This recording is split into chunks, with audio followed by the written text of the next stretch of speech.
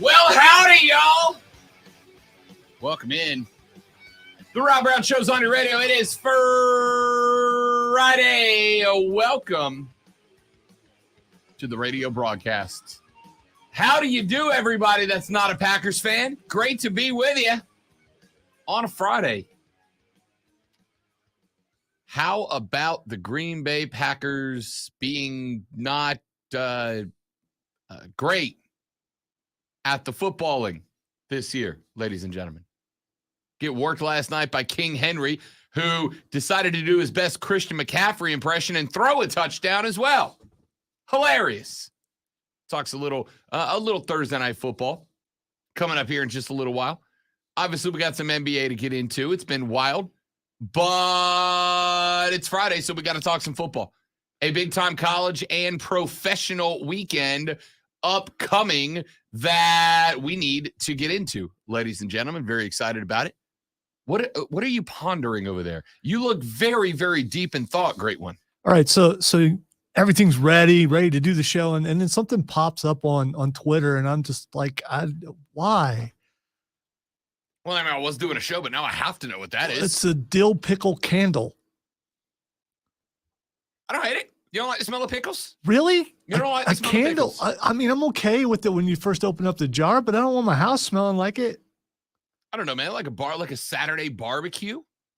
Be good to have that nice fresh dill smell wafting throughout the kitchen. I realize I shouldn't put this much thought into something like that, but it just hit me a certain way, you know? I know that because I looked over and Lonzo looked at as if he had just received a revelation about the existence of the universe itself, lost ever so deep in thought, as if he was examining the far reaches of his neurons and synapses. Which is not a far reach. And then hits me with, when I'm like, what great mystery art thou unraveling, Zoe? He says, I found a candle that smells like a pickle. Yeah, I sounded like that when I said it too. It's made by Vlasic though, so there's that. So at least we know it's authentic. So it's a pickle it's a candle made by a pickle company. And it looks like a pickle jar with a wick in it. I'm genuinely not upset about it. I might give it a shot, right? Like I might give it a shot. I'm not so sure it would be accepted in your household. I don't know. It might be. Oh no, we the Casa de Love, the Brown Myers household is squarely team candle. No, I'm in pickle. I know my wife would be like, yeah, let's get some of those. So I mean, because she really enjoys pickles, and I like pickles too, but I don't know if I want my house smelling it like it. Fair enough. I'm surprised Stoneman doesn't have a pickle smell on his candle in his mood-lit office. Well, ladies and gentlemen, here we are having ourselves it's not my fault, okay? A conversation about candles that smell like pickles. I never brought it up. I was just looking at this screen. You didn't have to mention. You could have ignored me like most days. If anybody ever comes across a man who is looking at something the way that you were looking at something, I don't think the human curiosity of even the strongest introvert will be able to prevent them from asking, dude, what is happening right now? All right, let's get to the reason why you hate Green Bay. Oh, I don't hate Green Bay at all. There's no hate for Green Bay. People are taking great pleasure in the demise of Aaron Rodgers. And no. Yes, See, let me explain what happened. I'm feeling frisky today, Zoe. I'm not gonna lie. I'm feeling frisky today. All right. Like it's a no holds barred kind of day for me. I'm feeling frisky. Frisky means something totally different to me because I used to watch Happy Days. Monday, Tuesday, anyway. Happy Days, Wednesday, Thursday. Okay. Back to your hatred of Green Bay. It's not Green Bay hatred. All right. It's just Aaron Rodgers hatred. You will know it's not Aaron Rodgers hatred. Let me tell you what's happening right here. The only teams I hate are the teams that have obnoxious fan bases. Dallas, Atlanta, and Green Bay. Pittsburgh to some degree, not as strong. I have never met a Green Bay fan that was obnoxious. The other ones, yeah, I have the other ones, but I've never met a Green Bay fan. Yeah, never. Green Bay fans. I don't get around much though, like you. So fair enough. There's that. Fair enough. Let me tell you the reason that you say that. I'm going to tell you the reason you think the way you think. Thank you. Told you I'm feeling frisky today. Here's what's going on with Aaron Rodgers in his life. All right. Aaron Rodgers has expressed a wide range of opinions over the past couple of years. Yeah. That all go against, a certain side. Okay. I'm going to finish up, and it brings that into play. Okay. Cause that, I know there's hatred from some people because of that, because it's out there and you can see it. So, I mean, anyway. I agree. But for the record, do we not agree that the same thing happens to LeBron James? It is the exact same thing. I don't know if Aaron Rodgers is on the level of LeBron James, but I get what you're saying. Aaron Rodgers is one of the best quarterbacks of all time, but he's not the best quarterback of all time. Joe Montana is. Joe Montana was a quarterback, you idiot. The same thing that happens with, I do not disagree. The same thing that happens with Aaron Rodgers happens to LeBron James. It's just the streams are crossed there, right? What happens in a situation like that is that Aaron Rodgers has expressed some viewpoints that happen to line up with one political party over the other. And anytime you say something bad about Aaron Rodgers, people on that side of the spectrum go, you're just attacking him because of his viewpoints.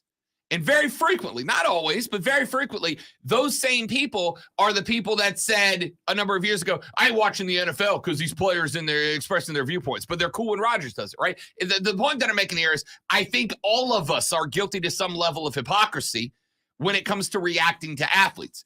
My enjoyment of the pain and suffering of the Green Bay Packers has nothing to do with Aaron Rodgers. Yeah, I think Aaron Rodgers is kind of an idiot sometimes. But I think a lot of people are idiots sometimes, myself included. He's dating a witch, apparently, so you should be careful. Witches aren't real. Magic's not real. Curses aren't real. All right? Any of y'all are welcome to try. Aaron Rodgers. He's wearing blue, by the way. I got blue on too, but it's just like, outlined by black. So my enjoyment of the pain and suffering of the Green Bay Packers has nothing to do with Aaron Rodgers. Nothing. I couldn't care less. Has to do with Brett Favre. Doesn't even have to do with Brett Favre. It has to do with Packers fans. It just does. You don't like frozen tundra. No, I don't. I think I've made that abundantly clear, and we'll do so again. By the way, all of y'all that were all excited about the Buffalo-Cleveland game in 6 feet of snow, going to Detroit. SAWFT. Go into Detroit because even the NFL recognizes that would have been a boat show and we don't want to watch it. It's only 5 feet of snow. Just don't play your short players.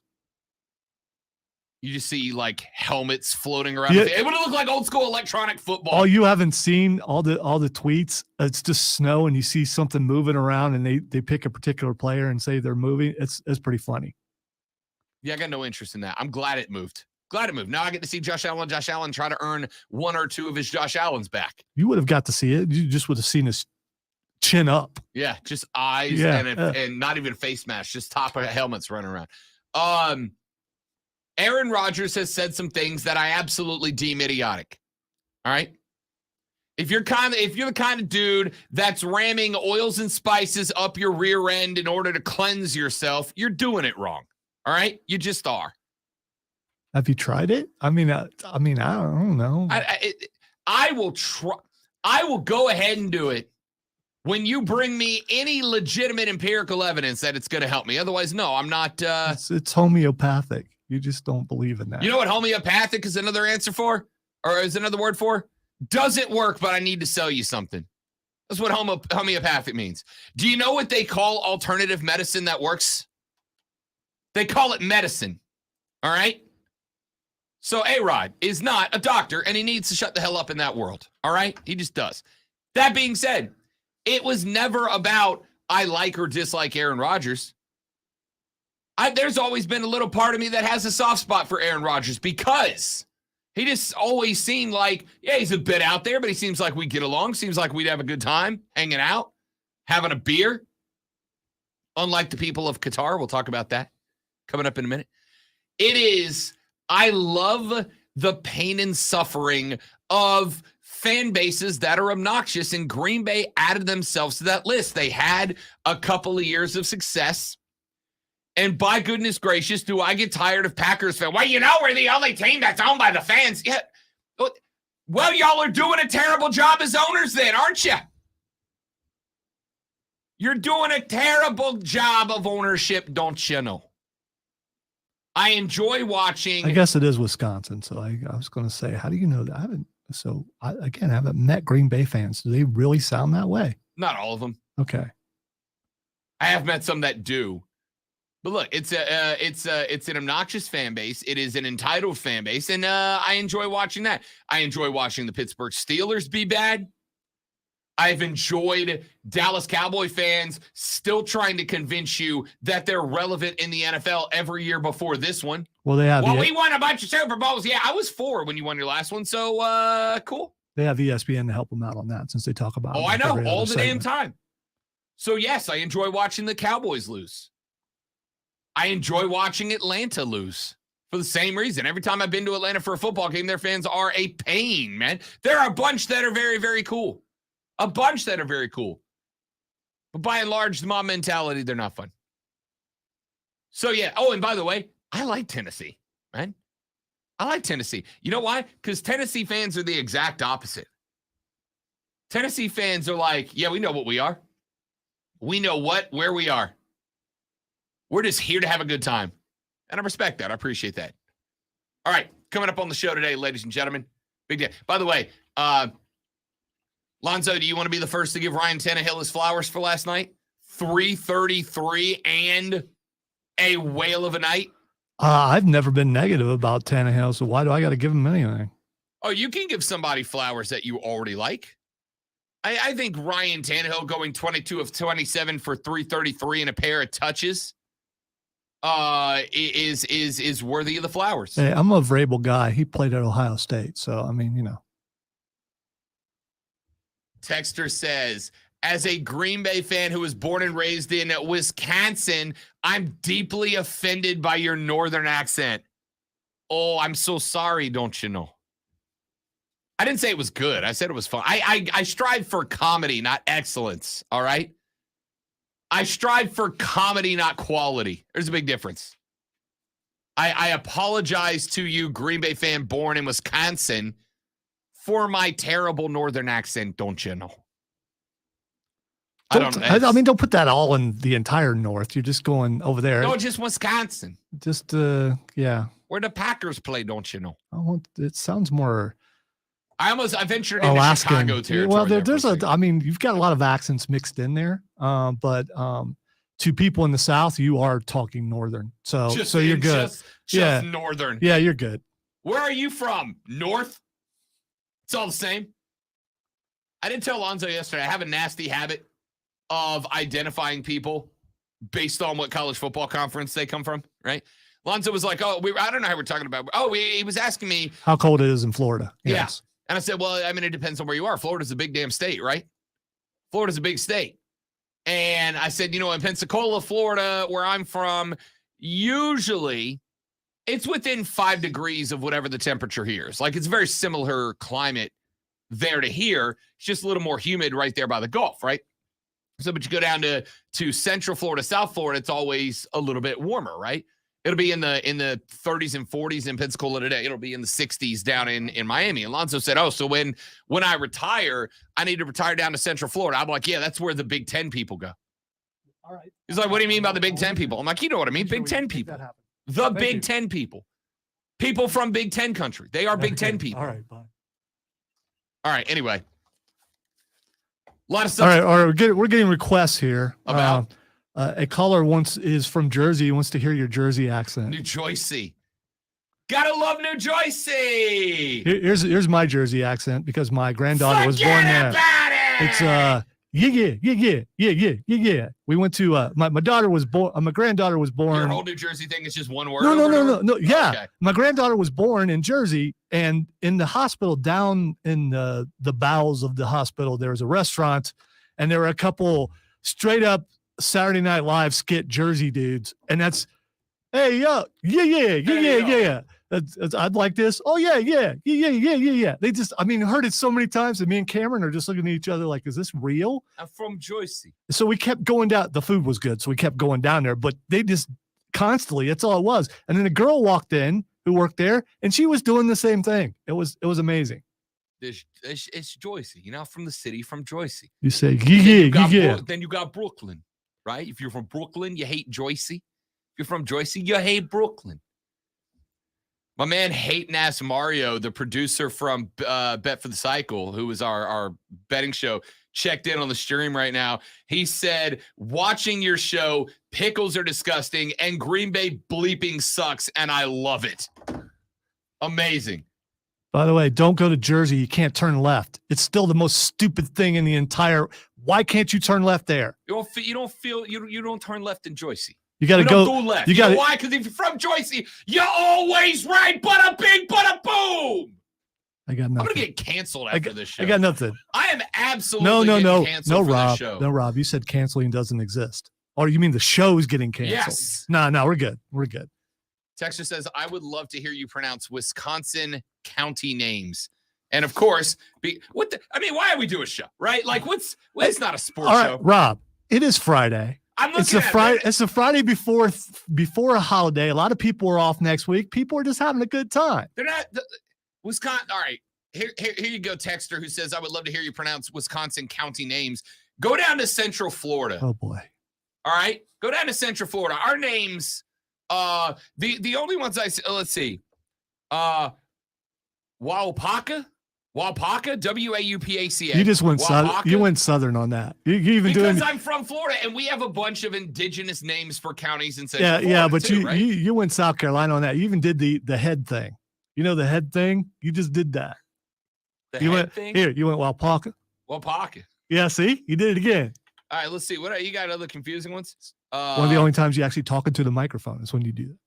Waukesha. Manitowoc. Well, Kesha, is she still singing? Racine, Kenosha. It's not that bad. I don't think it's Racine, but it could be. I don't know. Texter said Rob doesn't know how to make the sausage with these accents. LOL. Thanks, Chris. Appreciate it.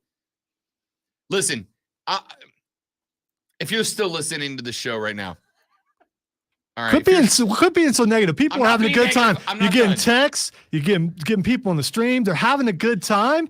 Don't worry about Mark ain't coming in here. We're good. Rob nailing these northern accents completely explains why he thinks salad belongs on a Thanksgiving table.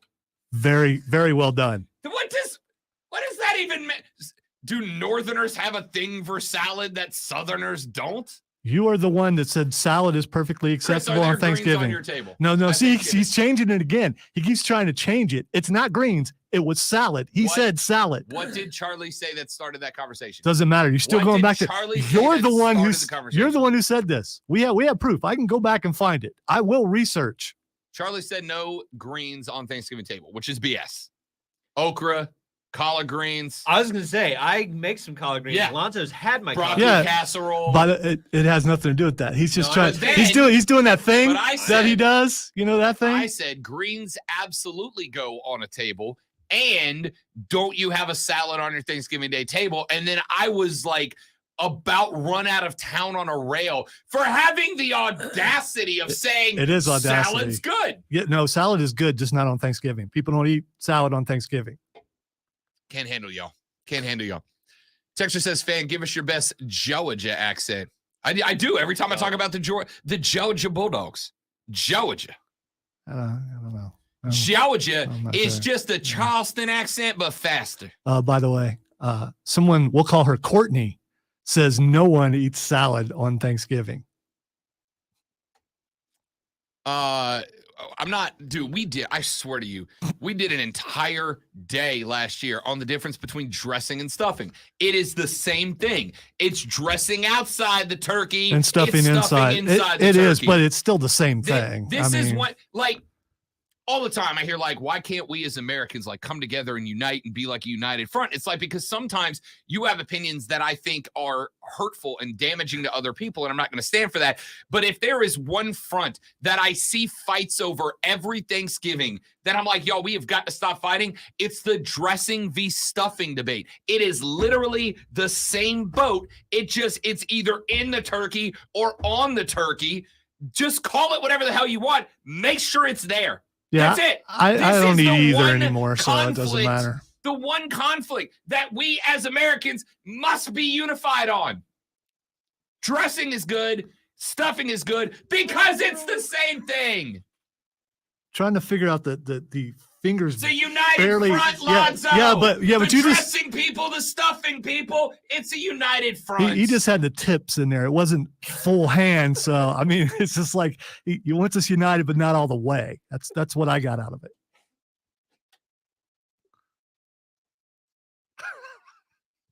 I am so glad Chris was here to laugh with me. So glad. Texas said, first time I've ever agreed with Zoe. No salad on Thanksgiving. You do realize you don't have to eat it, right? Yeah. Why waste the space? Something good could be put in its place. How small is what are you eating Thanksgiving on a poker table? How small is your table? And then you got counters like... Hey, do you hear that? It's music. Texas says, why are mom and dad fighting? Hey, we got to take a break, huh? All right. Why am I employed? Back after this on the Rob Brown Show in the Fan Upstate. All right, stream. Got to do a live read. I'll be right back. Don't go anywhere. I'll try to embarrass myself next.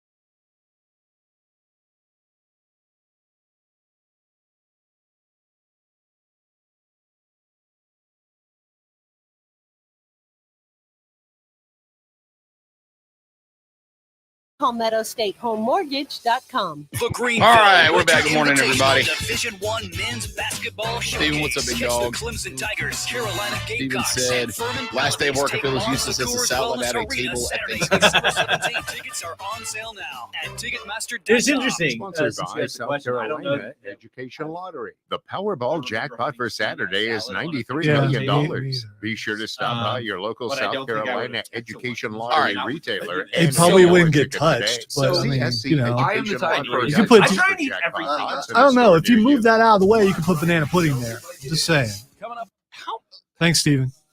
how do you Sorry people about not, that. do you not have counters in your house to put food on? Yeah. There's just food all over the All kitchen. over. Yeah. Like to make Yeah. a plate at my house, you have to walk around We the have a- kitchen. Okay, guys, I got it. I turned it off. I'm And the sorry. kitchen tables and the kitchen counters, like just full of Yeah. food.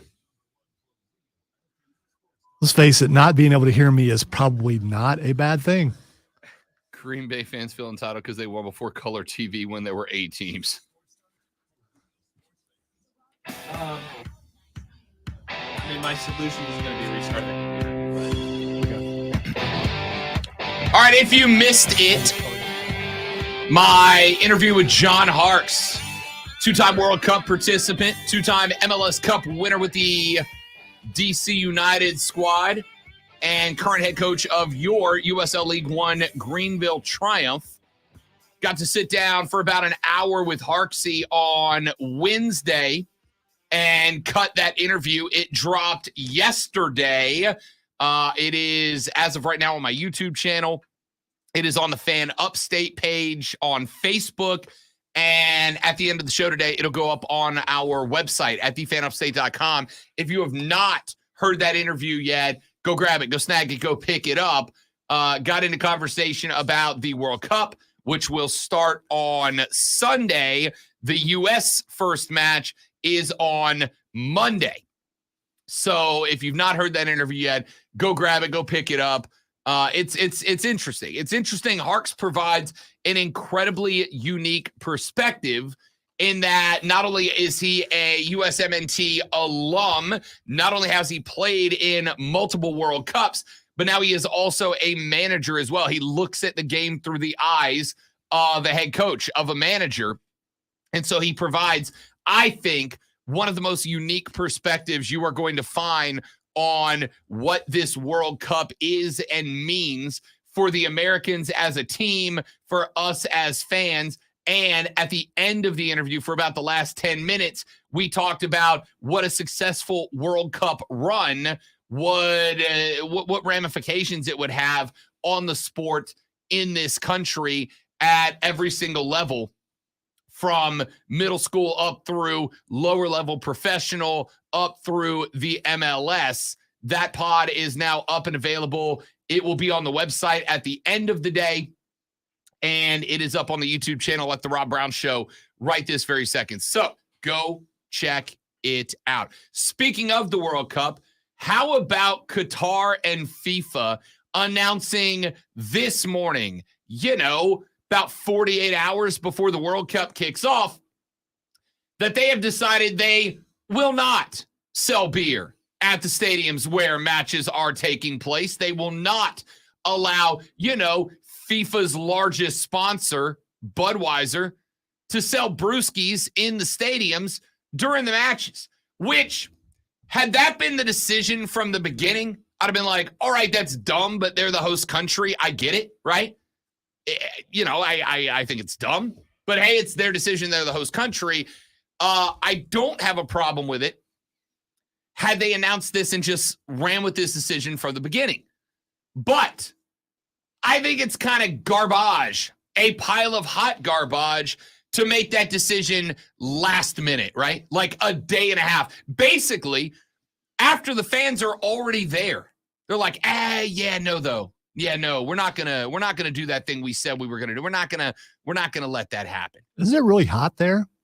I don't drink alcohol, but from my understanding, doesn't that just make you more thirsty? So why would you want to drink that when you could drink some water? Because a cold beer on a hot day is one of life's great pleasures. No, That's why. that makes you want to buy more, from my understanding. So it's, I mean, good Cool. for the companies. Yeah. Okay, all right. I mean, if you like beer, They don't need money over there, so they don't care about losing money as far as that goes. right? And let's be honest, that's what this entire World Cup is about, right? That's the reason they're in Qatar, is because money. We've heard the people use the phrase before, like money is no object. It is definitely not for Qatar. They bought this World Cup, and I promise you, they went to FIFA and they said, how much is Budweiser paying you as a sponsor? $75 million for the World Cup. Got it. We'll pay you $125 million to not sell booze. And FIFA was like, cha-ching. All right. So I'm They're gonna curious, get the though. pantsuit off them by Budweiser, by the way. Are they still, so is the sponsor still allowed to be represented as far as signage and things like that? Yep. So they're not losing the sponsor. They just can't sell their product. There are some, I don't know. You got 4 teams playing 3 games each. So you're looking at a dozen games from every group. 16. You're looking in the ballpark of, I don't know, how many World Cup matches are there totally? How many total World Cup matches? There are 64 matches. You are looking at probably in the neighborhood of, let's have a very conservative guess. Let's say 50 to 60,000 people in attendance for every match. Let's say half of them would buy beer, right?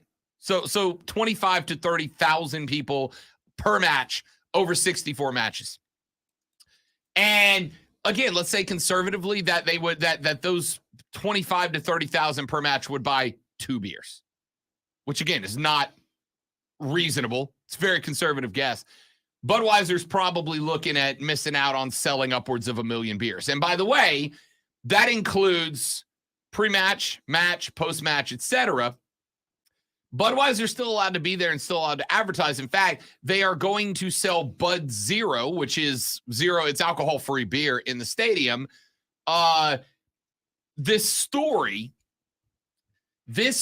is not, and I've seen a lot of people like, who cares, right? Who cares? You can't have a beer. Get one So at the hotel. you threw the whole thing out the window when you said they're allowed to sell Bud Zero. So they're going to be able to sell product, and this will probably be the best that product is ever sold. So they're still going to make money, but you're going to find out if people are just buying the product because they're thirsty or because they want to get drunk. Will the crowd be any less raucous because they're not drunk? Yes. No, it's a soccer Yes. crowd. It's not going to matter if they're drunk or not. I'm going to introduce you to the word hooligan. I'm aware of it. I've been called that before, as I'm sure you have. Yes, but this is a different type of hooliganism. Here's the thing, though, right? Everybody is looking at this. Why are you talking about this, Rob? I'll tell you why. Everybody is looking at this. Because he's an advocate of beer. I want a damn beer when I watch my football, all right? People are looking at this, and they're thinking this story is about the fans who want a beer in a match. And it is, right? Like, I'm sure there is a very small fraction of the fans who go, but I'm sure there is a fraction of the fans who decided to go to the World Cup thinking, man, I'm gonna have a couple of cold brewskis at an England match, at a Wales match, at a US match, right? It is about them to some degree. This story, ultimately, the reason that so many people are talking about it is not because of the fans. It is because it is yet another example of FIFA deciding that pumping more cash into their coffers is more important than basic ethics, right? You told people, while alcohol is strictly regulated in Qatar, fine. That's their culture. If that's the way they want it, I'm not to complain. I'm just not going to put Qatar on my vacation list. All right. But you told people this was going to happen. You told people up until literally last night, 36 hours before the World Cup kicked off. Yeah, you're going to be able to knock back a couple of cold brewskis in the 85-degree temperatures of Qatar during the World Cup. No problem. And then 36 hours before the World Cup, you're like, nah, oops, our bad, never mind. And it is 100% because Qatar offered you money for that, right? Then you should have never agreed to it in the first place. But there comes a point where you have put on display. Like we talk bad about the NFL. What's the big thing we say about the NFL all the time? At the end of the day, if you want to know why the NFL has made a decision the NFL has made, what's the best reason to find out? Look at the dinero. Look at the cash. Look at the money, right? But even there are even spots where the NFL goes, yeah, like it would be nice to have that money, but at the end of the day, we already said X. We're not going to do it, right?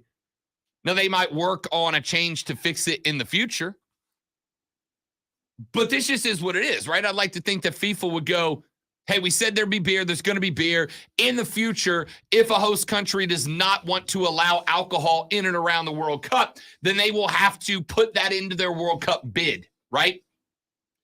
When a country that does not want to permit alcohol around the stadiums wants to get in their bid for the World Cup, they should have to include, by the way, if you bring the World Cup here, we're not going to allow beer. But Qatar went to FIFA, in my guess. Qatar went to FIFA and said, whatever Budweiser's paying you, we'll give you twice that not to let us have beer. And FIFA went, ooh, money. Ooh, money, money, money, money. And that's where we are. The problem, the discussion here is not about, oh, the poor fans won't be able to have a Budweiser during the match. I mean, it absolutely sucks for them. It does.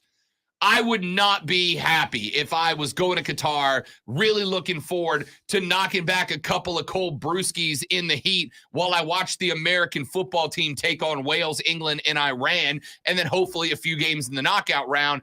But it wouldn't, like, ruin the trip for me. The point here is that, once again, the international authority on sport, on soccer, on this sport, a sport that I and so many others love, have decided, yeah, screw the fans. The money's more important, which is why this World Cup is in Qatar in the first place, right? When the bid got sold to Qatar, bought by Qatar. Oops, sorry. When they selected Qatar based on its beauty and reasons. I think you're being a little false on one thing. All these things are bought. Qatar didn't just buy. Anytime, I do not disagree. Yeah, anytime an event goes somewhere, that event was bought. I do not disagree to a point, right? I do not disagree to a point.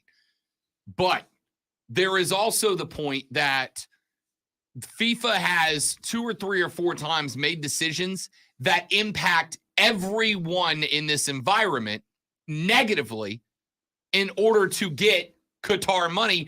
And by the way, but it doesn't affect everyone negatively. Sure it does. Not everyone there. Moving from summer to winter impacts every person. I'm just specifically talking about the alcohol thing, because not everyone drinks. Some people are probably happy to find out that, hey, I'm not going to get stuff spilt on me. I'm not going to have to worry about someone wanting to fight. I'm actually going to have a good time at the game, and I don't have to worry about some drunken guy falling down the steps. I mean, there's this. This is the problem. This is the problem, and this is something. I don't drink and you do, so right. I'm giving you a perspective. I've given you a perspective you probably can't get anywhere else, because probably everyone you know drinks, except for me. I'm going to say I understand that, and I see where you're coming from, and I get that, but I'm also going to say that you have an unfair representation of people who drink beer at a sporting event, right? Not everybody who has a beer at the sporting event is going to get drunk and be spilling stuff everywhere and get into fights. In fact, I would say 98% of us have drank beer at sporting events our entire life and never done any of it. So I'm just a magnet for that stuff. Anytime I go somewhere where it's allowed, it's just because of me. It doesn't happen everywhere. It just happens around me. I respect and appreciate your experiences in these events. I am telling you, as somebody you shouldn't appreciate the experiences, because I didn't. I respect that is your experience at sporting events. I respect that. But I am going to say it feels like an outlier experience to me. I have been to 1,000 sporting events at every level I've seen a couple of fights. And I've seen sober people fight just as much as drunk people, right? But again, it's not even about that. It's not about that. If they would have announced when the bid got purchased by Qatar, and by the way, no beer at this World Cup 4 years ago, I'd have been like, all right, cool. I mean, it detracts from my experience, but I'm fine with that. If that's the host country's prerogative. I don't think you would have said, all right, that's cool. You would have pointed out what a mistake it is. As I said to open the segment, I think it's dumb, but there are a lot of customs and traditions that people in every community undertake that I think are dumb, but I respect, right? Like putting salad on the table at Thanksgiving. Right. You may think it's dumb, but if you come to my house and I got salad on the table at Thanksgiving, you're not going to flip the table over and be like, it's ridiculous. You'll be like, okay. You're going to just not eat the salad. You're just not going to partake in that. And that's fine, right? Not having beer at a World Cup, yes, I think it's dumb. But if that's the culture and FIFA is decided in a vote taken with integrity, then I'd be like, all right, well, it's dumb, but I get it. I just wouldn't go. What's a vote taken with integrity? What is that? The point here is that everyone in the room raise your hand. That's probably the only way. That's what it's supposed to be. That's the only way you can get accurate counting anyway. But the point is, remember when this World Cup got sold to Qatar? Initially, it was going to be in the summer, and they were going to remember. It's still ridiculous. They were going to build these 100,000 seat stadiums, Lonzo, and they were going to build. I'm not kidding. Hovering roofs with air conditioners. They were going to hover over the stadium like a freaking Back to the Future hoverboard and blow cold air into the stadium. Sounds kind of cool, actually. Yeah, it did sound cool. Literally, it sounds impossible. Cool.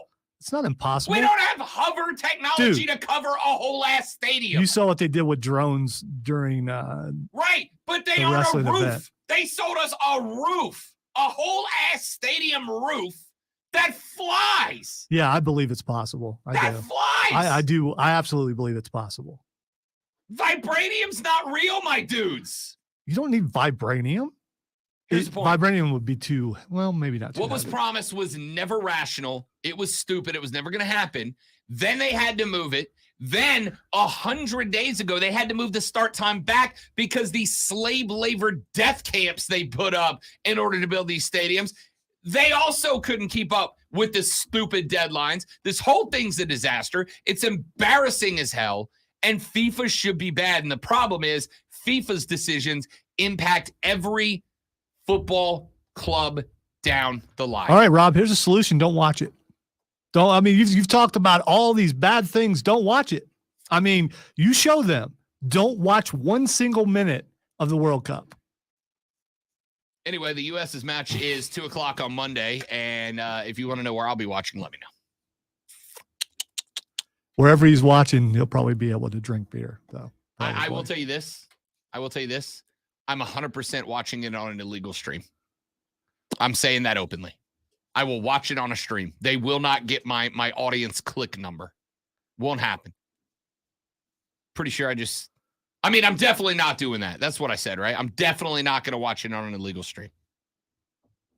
Let's take a break before I go to jail. Rob Lonzo, the Rob Brown Show's on the Fan Upstate.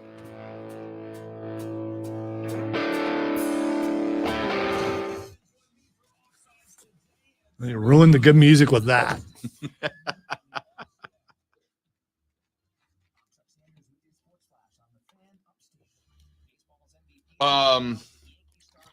When we get done, the faster we can record the pod, the better for me. Agreed. Okay. So like 12:15. Like get done, take a break, hit the bathroom, get a Sprite, and then just immediately run it back. He's not going to drink a Sprite. I don't know why he popped that in there. Oh, dude. Is it Sprite zero sugar? Is it zero? Okay. All right. But I've had it out so long it's warm, so I have to get it out.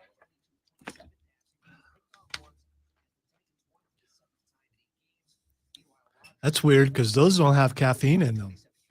He sure does seem like he has caffeine in him.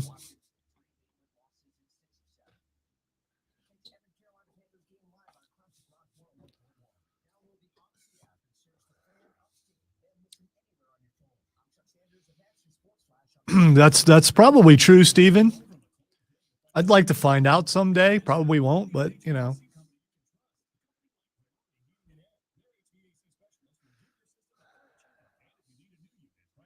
You don't understand when you're on the radio, you can make words up. It's like in the rules. They're not really written down, but it's in the rules.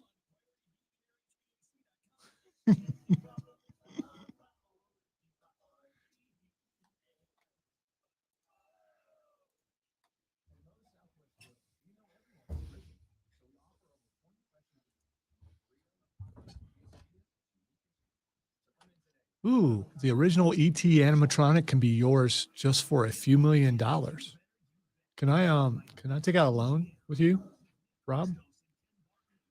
I think you vastly overestimate We can put ET right in the corner. my accepted No, level. I'll put him behind me because his neck's so long. He'll Does it just be still looking work? over my shoulder the Does it entire still time. work? I guess I could click on the article and find out.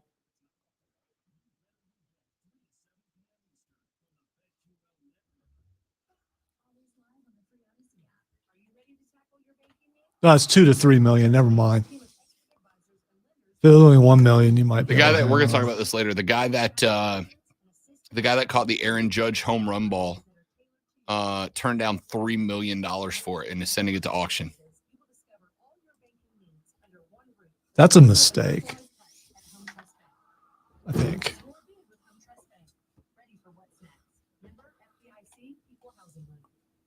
When people have a craving to explore new and traditional Asian cuisines, they head to P.F. Chang's, where scratch-made dishes come from the 2,000-year-old tradition of wok cooking. P.F. Chang's wanted to explore new possibilities for their website. They turned to AmericanEagle.com. AmericanEagle.com, the architect... I'm ignoring your political talk, Joseph. We don't do that here. If we did, when Rob said, "Let me be conservative," I have been lost. I had something to say and I held back. But I don't want to get in those weeds. I'm glad those weeds are like somewhere else. It's too divisive.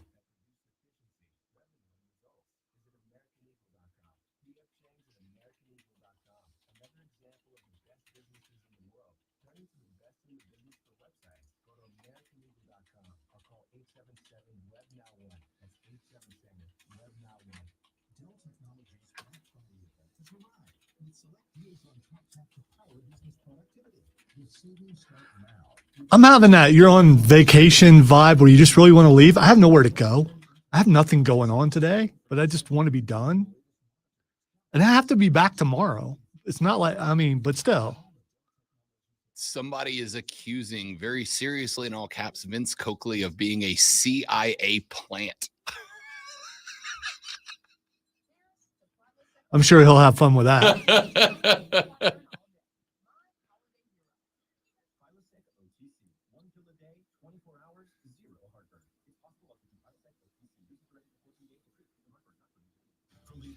We are a place of harmony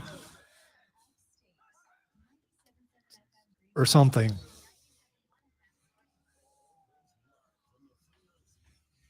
Harmony and me, we're pretty good company.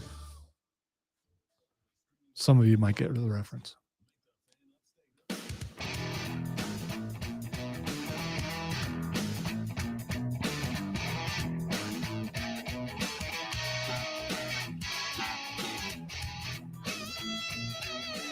Putting the bow on hour number 1, hour number 2 of the show. You have nothing to fear. Upstate South Carolina. It'll be all football. Hour number 2. Then we got our Boo Box bet. Here's my thing. I'm asking this question very sincerely. I'm asking both the audience and Lonzo. Secondary again, man. Story of my life. I'm asking Lonzo and the It's audience. too late. Has Boo Box Bets run its course? Has it run its course? I feel like the last couple of weeks, the excitement over it has gone down. The entertainment value of punishments has gone down. Do we just pick for pride the rest of the way? All right, so you lost once, and that Lost probably twice. No, you lost once. You've only lost once. Oh yeah, that's right. I had You failed on That's right. on conditions that you put on yourself. I had nothing to do with that. that's true. That's So, true. but the problem is I've only got like 2 or 3 punishments left. Right. And, it's not my fault. That's not my fault. I don't disagree. But when we've asked for ups in the punishments the last couple of weeks, we really haven't. I mean, the ones they've we've gotten kind of weird. Yeah. Right. Yeah. Weird for sure. So has Boo Box Bets run its course? Like, should we just put it to bed? It was a fun gag for the first few weeks of the season. Oh, I would say it was not fun for me, but I mean, whatever. Okay, let me rephrase that. It seemed fun to y'all the first few weeks of the season, but I genuinely feel like it's just run its course. Like it's kind of hit the skids where now it feels more like an obligation than something that's fun for the show. I've been on other shows where things just disappear right in the middle of something and it's never been explained. So at least you're putting it out there for the Armada to decide. Yeah, I'm letting you guys decide. But here's the thing: if you want Boo Box Bets to continue, if you want this to continue being something that we do moving down the line, I need you guys to A, let us know that, and B, provide some punishments for both Lonzo and I that will not make us A, die, or B, go, oh, that's weird. Because you guys have given us some, let me just say, you guys have given us some punishment ideas that I understand why therapists in the upstate are as in demand as they are. All right? So, has Boo Box Bets run its course? That's my question for you guys. Let us know. Text us your answer to 71307. Start your text with FAN, FAM. We'll read it on the air. When we come back, first half of the hour, college football. Second half of the hour, NFL weekend upcoming. We'll break down some games, give you some thoughts. Third hour of the show, we'll make our picks, whether it's Boo Box Bets consideration or not, and look ahead to South Carolina, Tennessee, and Clemson, Miami in particular. All of that and more coming up on the Rob Brown Show in the Fan Upstate.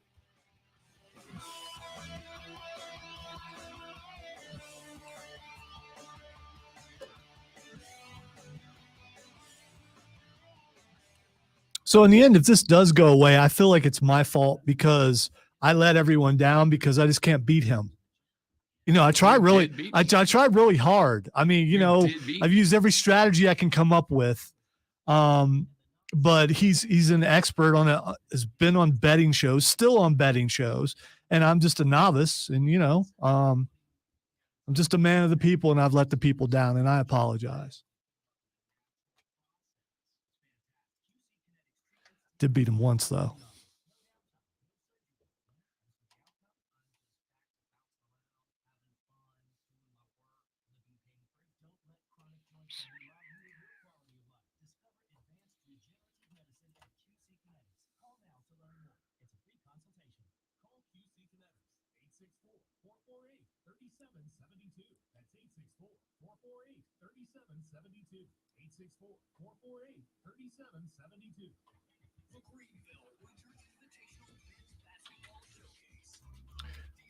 That's a good point, Josh. But at the same time, I think there were some things that you knew for sure were a punishment for me, and I did almost every single one of them.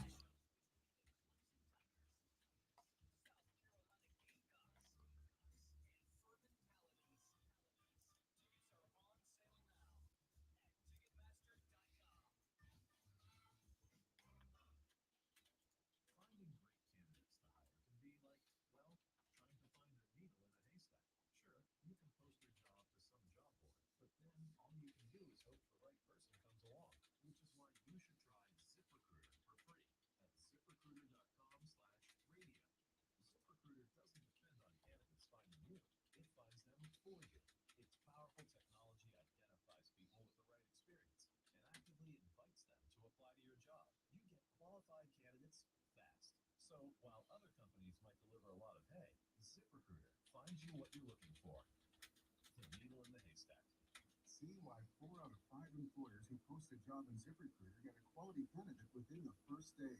ZipRecruiter, the smartest way to hire. And right now, you can try ZipRecruiter for free.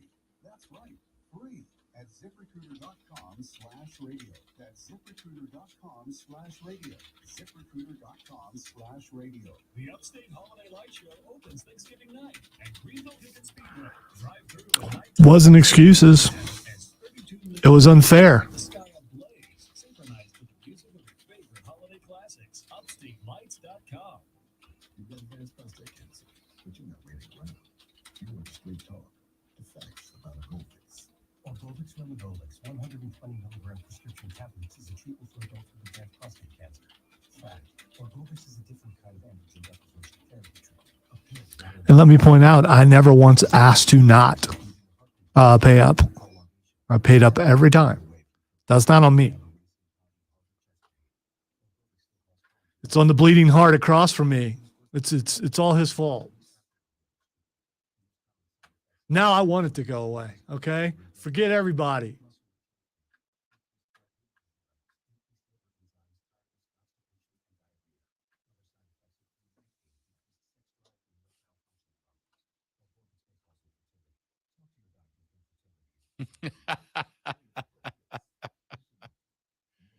See, there's one other problem with a lot of these punishments. They require purchasing things, and in this economy, buying something that you're only going to use once.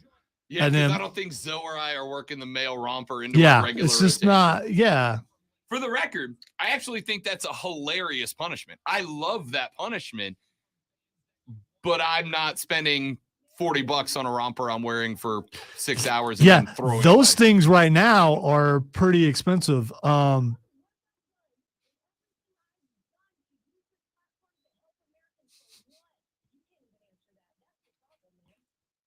Lacey. She dissed us, and she just ain't been back on TV. I know. It just every once in a while to lose.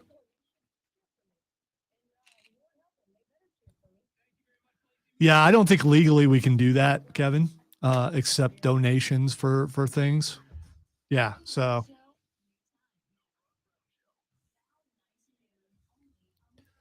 I'll be wearing footy pajamas around Christmas on Word. You can just watch it. I do it every year. Although I don't think they have feet in them. I wish they did. I could slide down the hallway. That'd be awesome.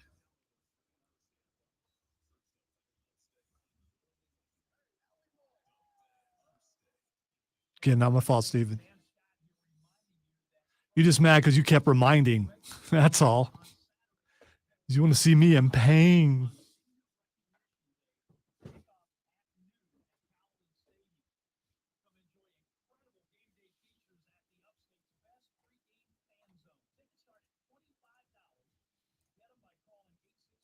So it seems like there's only a couple people who still want this thing to keep going. That's just weird, Kevin, and I ain't asking that.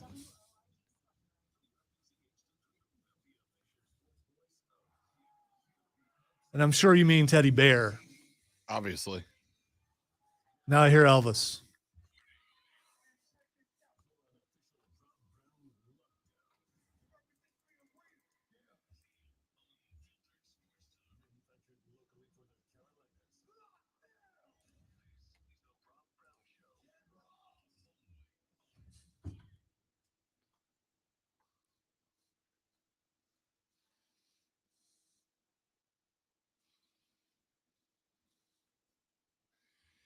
Our numero dos of the Rob Brown Show starts now. This is the Fan Upstate. Welcome back, ladies and gentlemen. Rob Brown, the great one, Lonzo with you.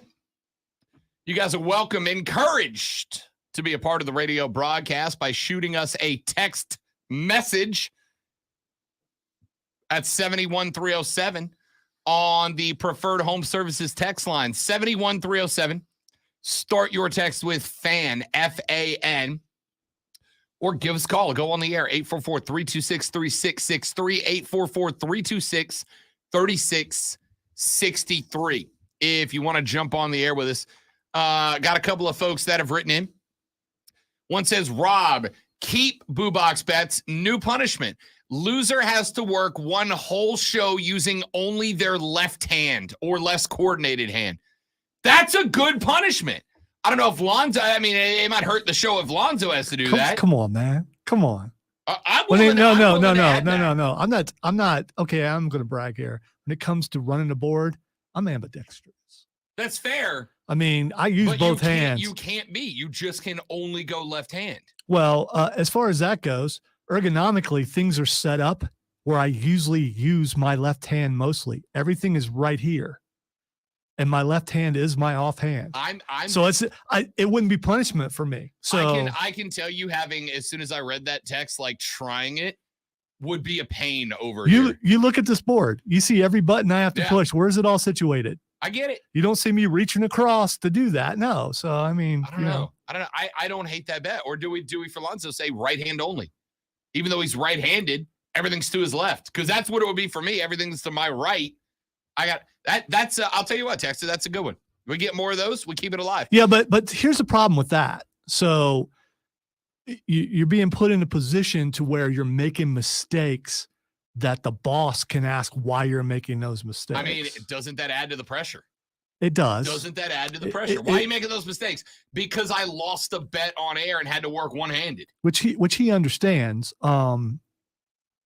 Yeah, I mean, I'd be fine with that. I don't think it's that much of a punishment because I know how good I am at what I do. Texas says keep boo box bets, but no, sorry. Let me text that one again.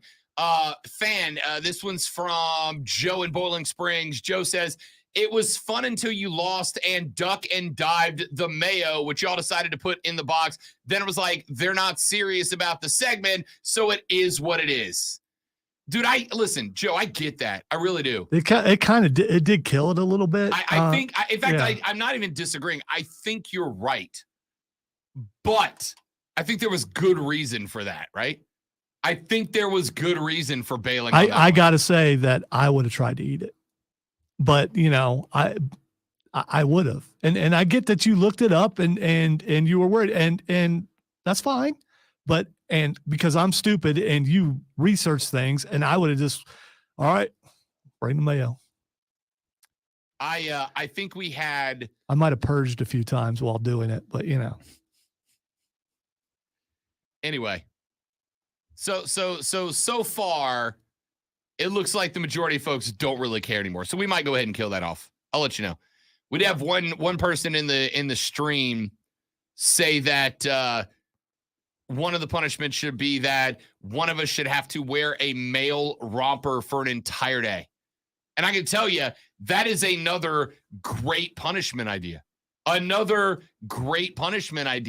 Except for neither Zoe or I wants male romper in our Amazon purchase history, nor do we want to spend $40. Now, maybe that's part of the punishment. Like you got to cost yourself $40. Yeah, they're popular right now. Yourself. And the other thing is, for me, it would be punishment for me because I have a long torso and it will cause things to ride up in places that would really hurt. I'm just saying. And we're going to leave that conversation right there, ladies and gentlemen. All right. I could hunch. Let's get to some college football, shall we? Clemson taking on Miami this weekend, and it is one of those games, frankly. It is one of those games that should not be competitive at all. It just should not be. It's in Death Valley. The home stadium should be rocking. This game is at 3:30. Yet another game that would have made perfect sense to go under the lights, but you decided to play mid-afternoon because reasons. Either way, the Miami Hurricanes are miserably bad right now, right? Miserably bad. And on top of that, Clemson once again last week, when they went roughshod on Louisville, recognized what they are and what they should be. Run the ball, right? Let Shipley, let Maffa do their thing. Run the ball. You keep your defense limited, a defense that has been hovering around the 30th best defense in college football this year. The longer the possessions are for Clemson, the more they win by. It's real simple. Go back to that Notre Dame game. Notre Dame had a nice advantage of time of possession. It translated to a win. You go back to the Syracuse game, a game where Clemson could not establish drives because of turnovers, because of failures on third down, etc.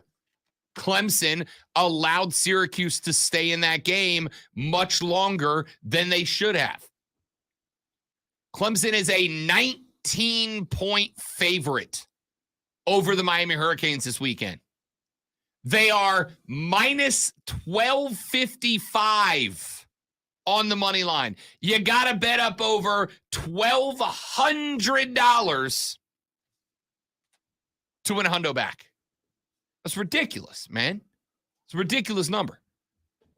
And this is a point where, like I said, and we talked about this yesterday when we put out the updated Vegas odds for playoff inclusion.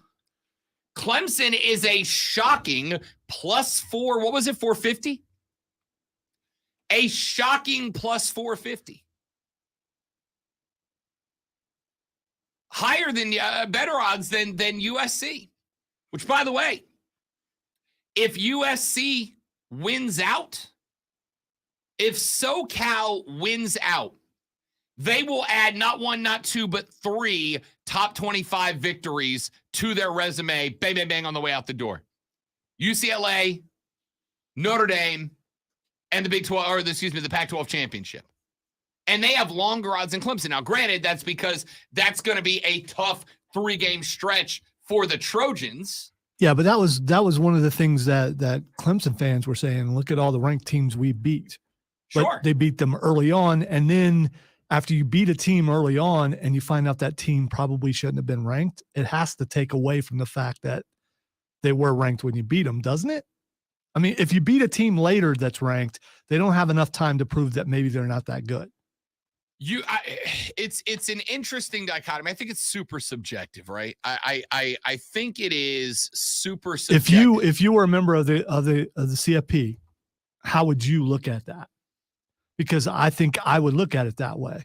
If you're beating ranked teams later on in the year, those teams are already established and they probably deserve their ranking. If you're beating a ranked team early in the year, it's speculation and it's a guess about how good a team is until you actually beat them and find out they weren't that good. That's why discussing the committee is so interesting to me, because you could look at it from the perspective of, okay, were those teams just not as good as we thought they were?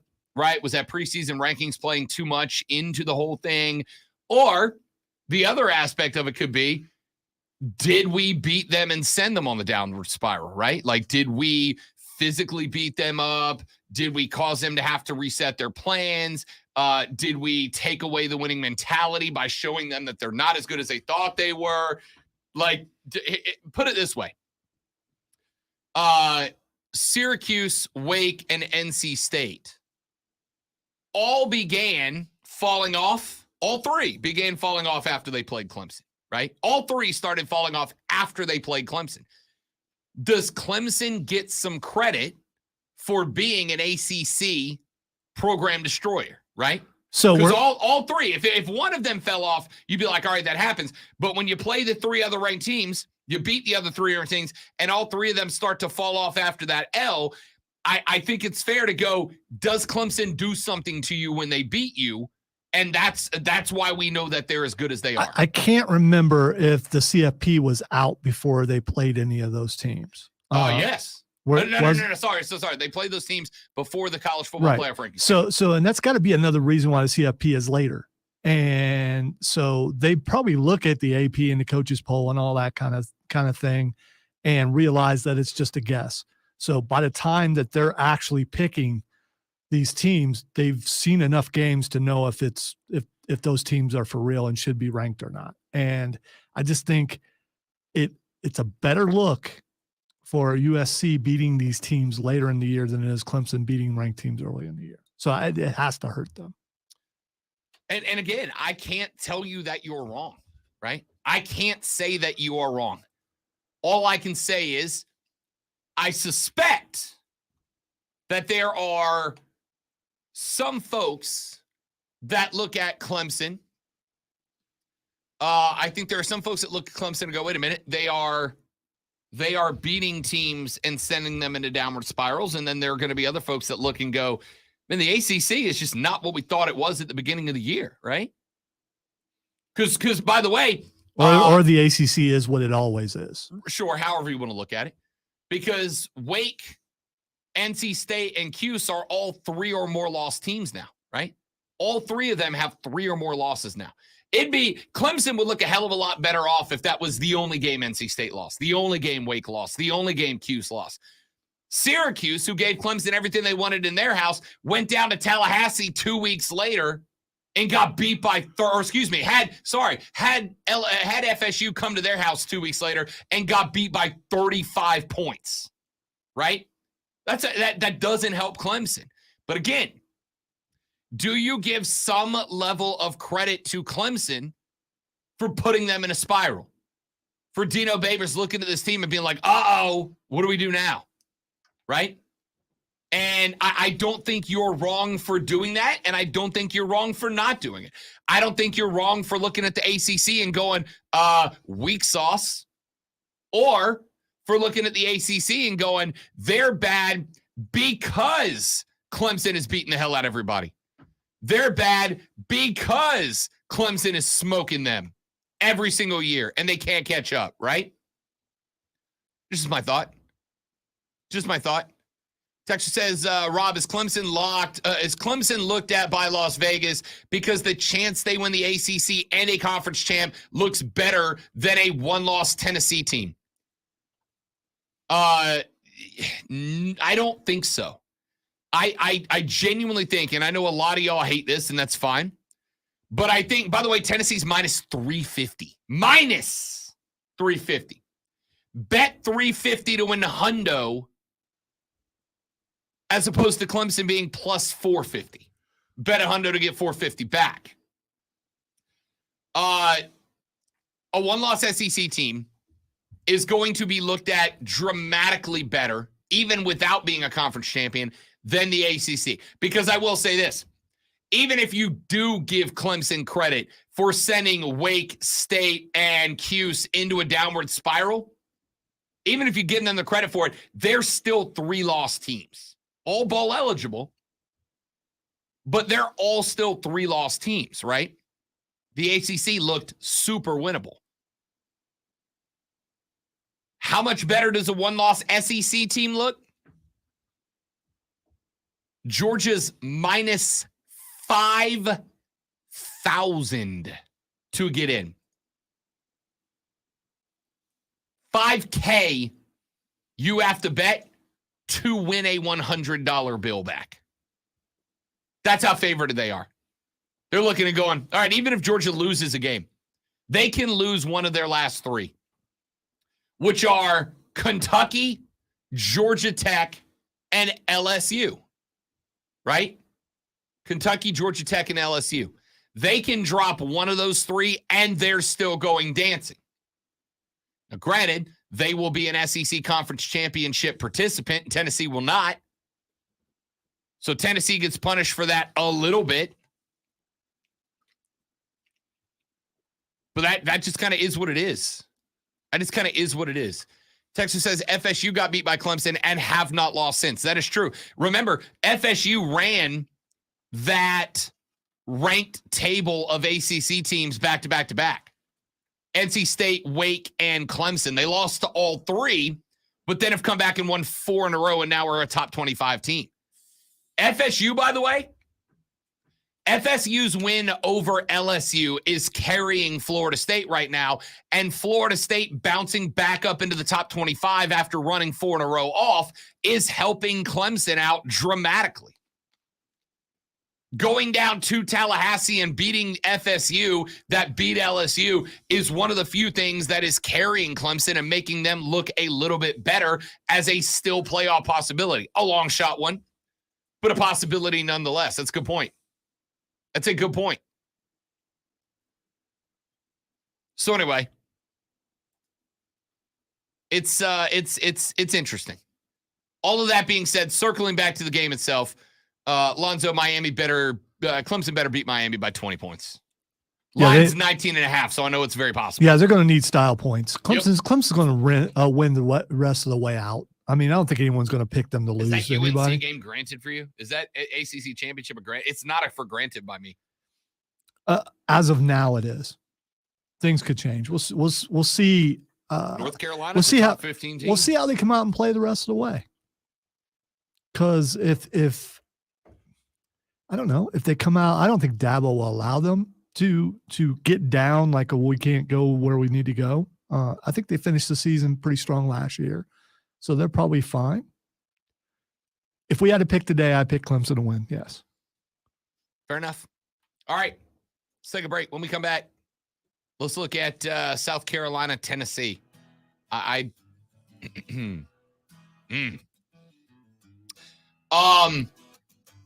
The spread in that game, Lonzo, is Tennessee by all the points. Minus 22.5. That's all? I'm actually a little shocked. I honestly thought it'd be closer to like 27. It's a little surprising. We've seen bigger lines this year. So can South Carolina stay within that spread? I got news that busted out last night that tells me they won't. I'll tell you what it is when we come back on the Rob Brown Show in the Fan Upstate.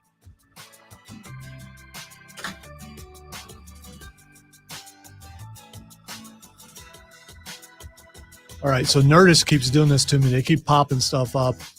Spam has a new figgy pudding. Oh, good. Spam figgy pudding. Are you serious? You would eat figgy pudding from Spam? No. I'd try it. Now that's a punishment right there. That is a punishment. That is a punishment. That is a punishment. You are not wrong. Who knows? I'm sure it's limited edition, but where do you hope so? It may have a shelf life of 15 years.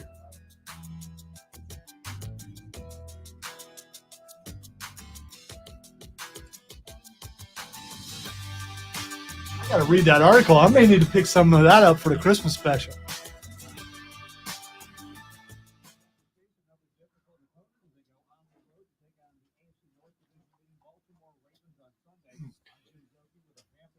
I will give someone a choice. Either you face the Nerf wall or you take a bite of Spam figgy pudding. Oh, I'll take the Nerf wall for 2 minutes with Rob's Gatling gun. You think it has the same kind of jelly in it for the figgy pudding?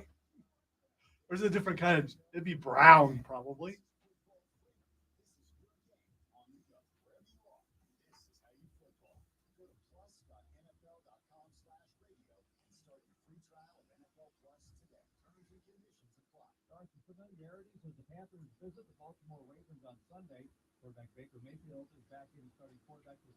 I don't know. Trailer with a rusted roof makes me wonder what's inside.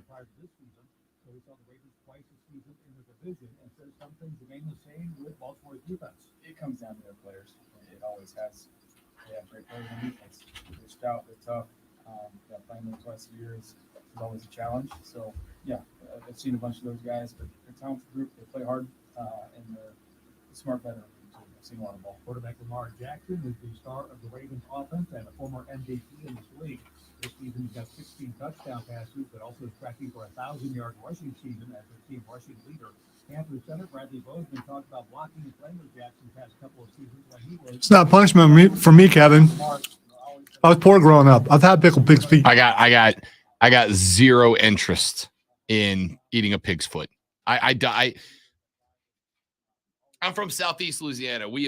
I have eaten a lot of weird stuff. I will never understand who decided to not only lop off a pig's foot, but then to pickle it and then eat it. Have you had pickled eggs? Love pickled eggs. It's not the pickling. It's a pig's foot. You pickled it. It just tastes pickled. If you get out of your head, it's just pickled. It's meat. A pig's foot. Yeah. So think of it as pickled bacon. But it's not bacon. It is kind of. It's not. Pickled ham. There you go. Is that better?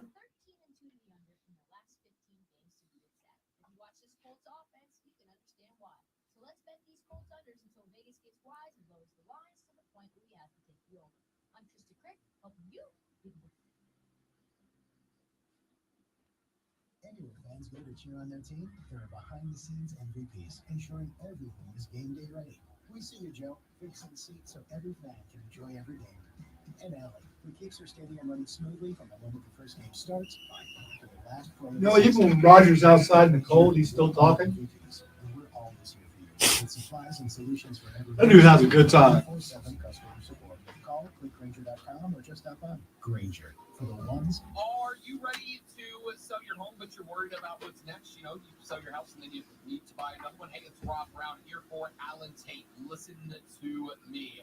At Allen Tate, they understand that situation, and their realtors work tirelessly to find buyers for homes, but we also work hard to make sure that they find homes for buyers. You sell your house, you want to buy another one, they've still got your back. Your next home may not even be on the market today, but at Allen Tate, they know that the owner is ready to sell. They know what's upcoming on the market. That is just one advantage of being The final traffic this morning. in the Carolinas. My dude was giving directions about how to back off your accelerator and not back off your accelerator. Back off your accelerator. I was dying.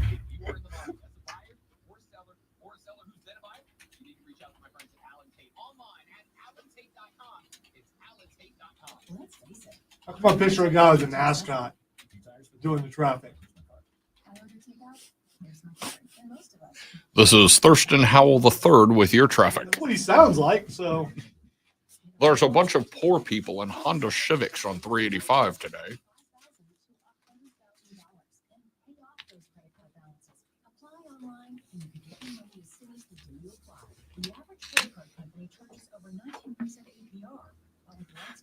You can get a fixed rate as low as 6.99% APR with autopay and excellent credit.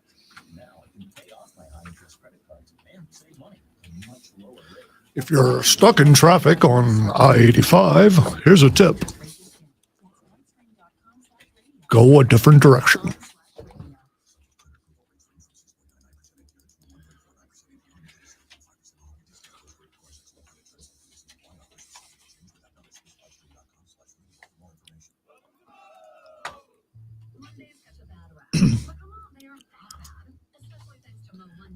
All right, let's read this article. The holiday season isn't the most wonderful time of the year because of presents and goodwill. It's because the holiday season is the most delicious time of the year. From an abundance of scrumptious cookies and cakes to grand family feasts and delicious drinks.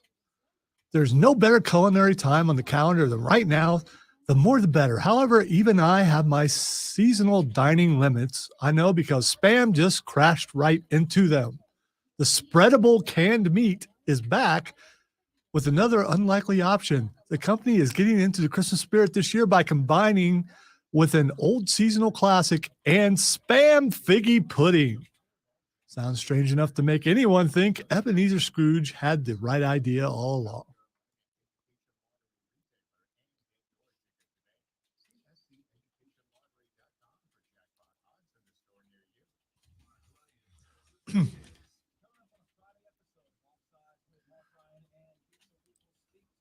This is a limited edition Spam variety that's seasoned with figgy pudding flavors. Those include notes of cinnamon and nutmeg combined with fig and orange flavors.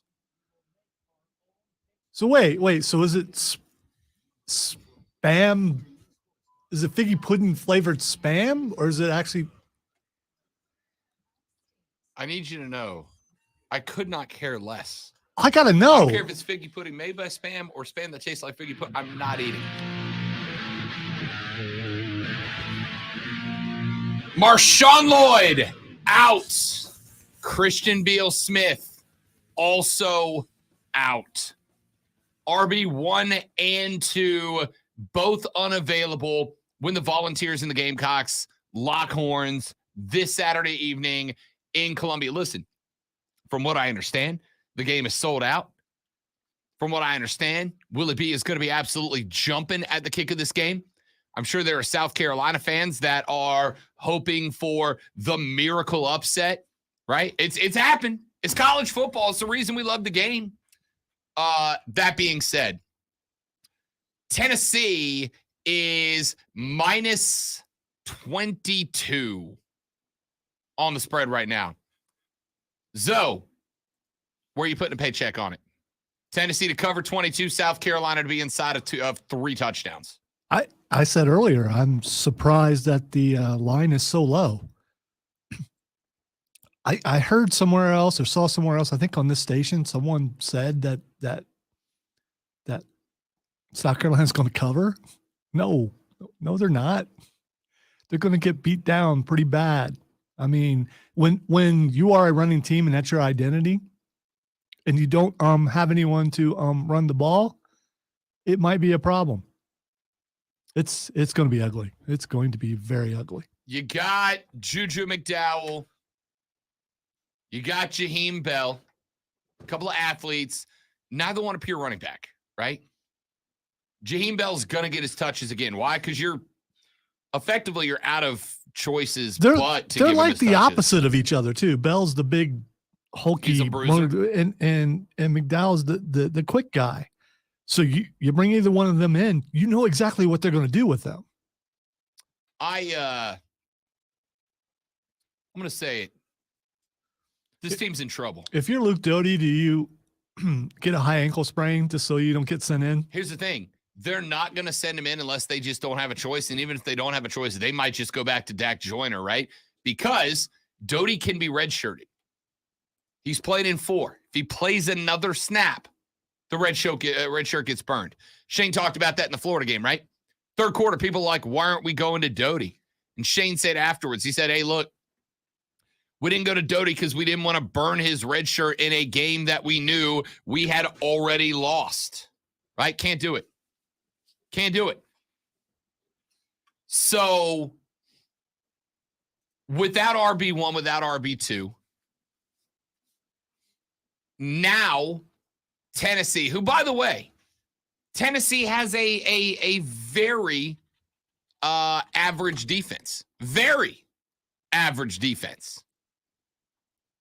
But Tennessee is going to absolutely get after Spencer Rattler, right? Because they've seen that Rattler is a dude that can be, God, I hate saying this, rattled, right? You can get to him. You can cause him to shorten up his progression reads. He's going to look receiver 1, receiver 2. He's going to take off, and if there's any threat, launch it out of bounds.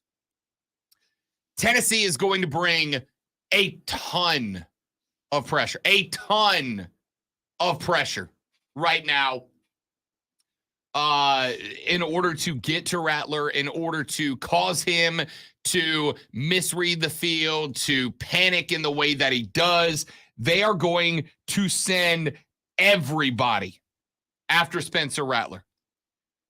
I'm going to go ahead and tell you that step number 1, if you are South Carolina, run guys underneath.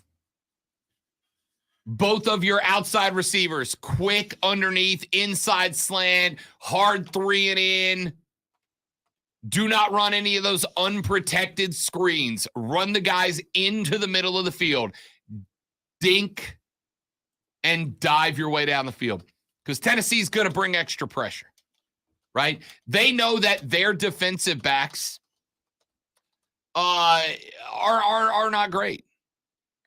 Stetson Bennett IV show that. You can light those guys up if you give your QB a second. They know that South Carolina's offensive line, pedestrian at best. All due respect to those guys, I know they work hard, but they're just not that good. All right? It is what it is. They know that the more they can lean on their front 7 and not rely on their back 4, the better they're going to be in this game. Which leads me to believe you are going to see a heck of a lot of extra pressure out of Tennessee. You are going to see a lot of bump man, press man coverage on the outside to take away that immediate throw of Spencer Rattler. Which, by the way, is I think what South Carolina needs to be doing. Tennessee's not going to make it easy. Their job, flush the pocket, get Rattler on the run. You do that, they create opportunities. On the flip side, South Carolina needs to be very creative with the athletes that they can run out of the backfield. I'm talking McDowell. I'm talking Bell. I'm probably talking Dak Joyner. I might even use him. You need to be much more creative. The problem, the fear that I have here is that Tennessee comes out. They put up a touchdown early. They get South Carolina off their game plan, off their scheme. Satterfield panics, and he goes back to doing the things he's been doing all year that just frankly haven't worked, right? Goes back to the same predictable offense. The 2 receiver route, the unguarded quick pass to the wide receiver, try to run him back in and get some help. And then punt. And I'm afraid if you do that, once you give Tennessee a lead, as We had Emily Adams from the Greenville News on earlier. She said this is not a team that's built to play from behind, right? This is not a team that is built to dig themselves out of a hole they've dug themselves into. Well, you're going up against a ridiculously good offense with a South Carolina defense that gives up some points. They have not been awful, but you got to be top tier to hang with South Carolina. Yeah, but there's been moments. I mean, with Tennessee. There's been moments where South Carolina's defense has regressed back to sure. Muschamp days, and just watch people go by, and they can't afford that this weekend if they want to compete at all.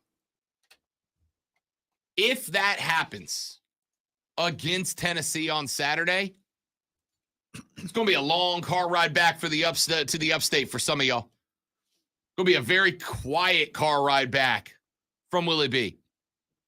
For the record, I'll be watching that game.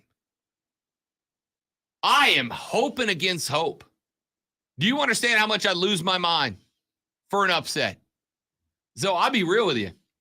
I'll lose my mind if South Carolina keeps it close. I do. Tennessee's defense is suspect. Here's the problem that people are making. Tennessee's defense is suspect if you compare it to Georgia. If you compare it to Ohio State. Hell, if you compare it to Alabama, their defense is suspect, right? I think the folks that are saying South Carolina covers the spread because Tennessee's defense is suspect, yes, it is suspect, Lonzo, if you're going up against a playoff caliber offense. Georgia, Ohio State, Alabama, etc. When they go up against top-tier offenses, they give up a lot of points. The problem is that South Carolina's offense put up 10 on Mizzou in the same building, right? 10 on Mizzou. You think Tennessee's defense is worse than Missouri's? Missouri? Right? Hey, Lonzo, how many points did South Carolina's offense score against Florida in the Swamp? 0? Zero. Is Tennessee a worse defense than Florida? I don't see how that's possible. Right. There is a whole heck of a lot of, well, Tennessee's defense is bad. South Carolina's going to surprise. No, they're not. I'm sorry. You guys know, as I have said a million times, you can trust my fan honesty. I want South Carolina to win this game. Do you understand the bump that Shane Beamer would get, that the Gamecocks would get, that recruiting would get if they were able to knock off Tennessee, to end Tennessee's hopes of a playoff? It would easily be the biggest win of Shane Beamer's career, no doubt about it. Even if he beats Clemson this year, beating Tennessee would be the biggest win of Shane Beamer's career, okay? In terms of importance. I'm pulling for you guys. Because A, I will get more money. And B, I'll have a very happy lady friend at home. Those are the number 1 and 2 reasons that I'm pulling for South Carolina in this game. And they're both big ones. I would have reversed those in order, but, you know. No, she knows. She's happier if I get more money, too. It's a win-win for everybody, right? That being said, you can also trust that I'm going to be honest with you about this fan base. I do not kiss ass or punch back against any fan base except the Atlanta Falcons. Okay? That's it. I see zero reason to believe this game's even going to be close. I'm sorry. I see zero reason to believe this game's even going to be close. If South Carolina's offense was putting up points against Florida, putting up points against Mizzou, right? Then I'd feel a little bit better. I go, yeah, Tennessee's defense is not a top-tier defense. It's just not. And I'm fine with that. But again, what game offensively should I be looking at to convince me that you guys are going to do it? You went to Arkansas and you put up 30. And that I think that was the point in time when Arkansas was a top 15 team and South Carolina went in and put up 30. Still lost by 2 touchdowns, but you put up 30. I was like, all right, maybe they're making progress. I'm gonna paraphrase Kevin on the stream because I can't say what he said, but basically he's got a good point that if the Gamecocks were to upset Tennessee, it would help Clemson. It would. It would move Clemson one spot closer to the playoffs. It would. It absolutely would. In fact, I would say it probably takes them from plus 450 to plus 175.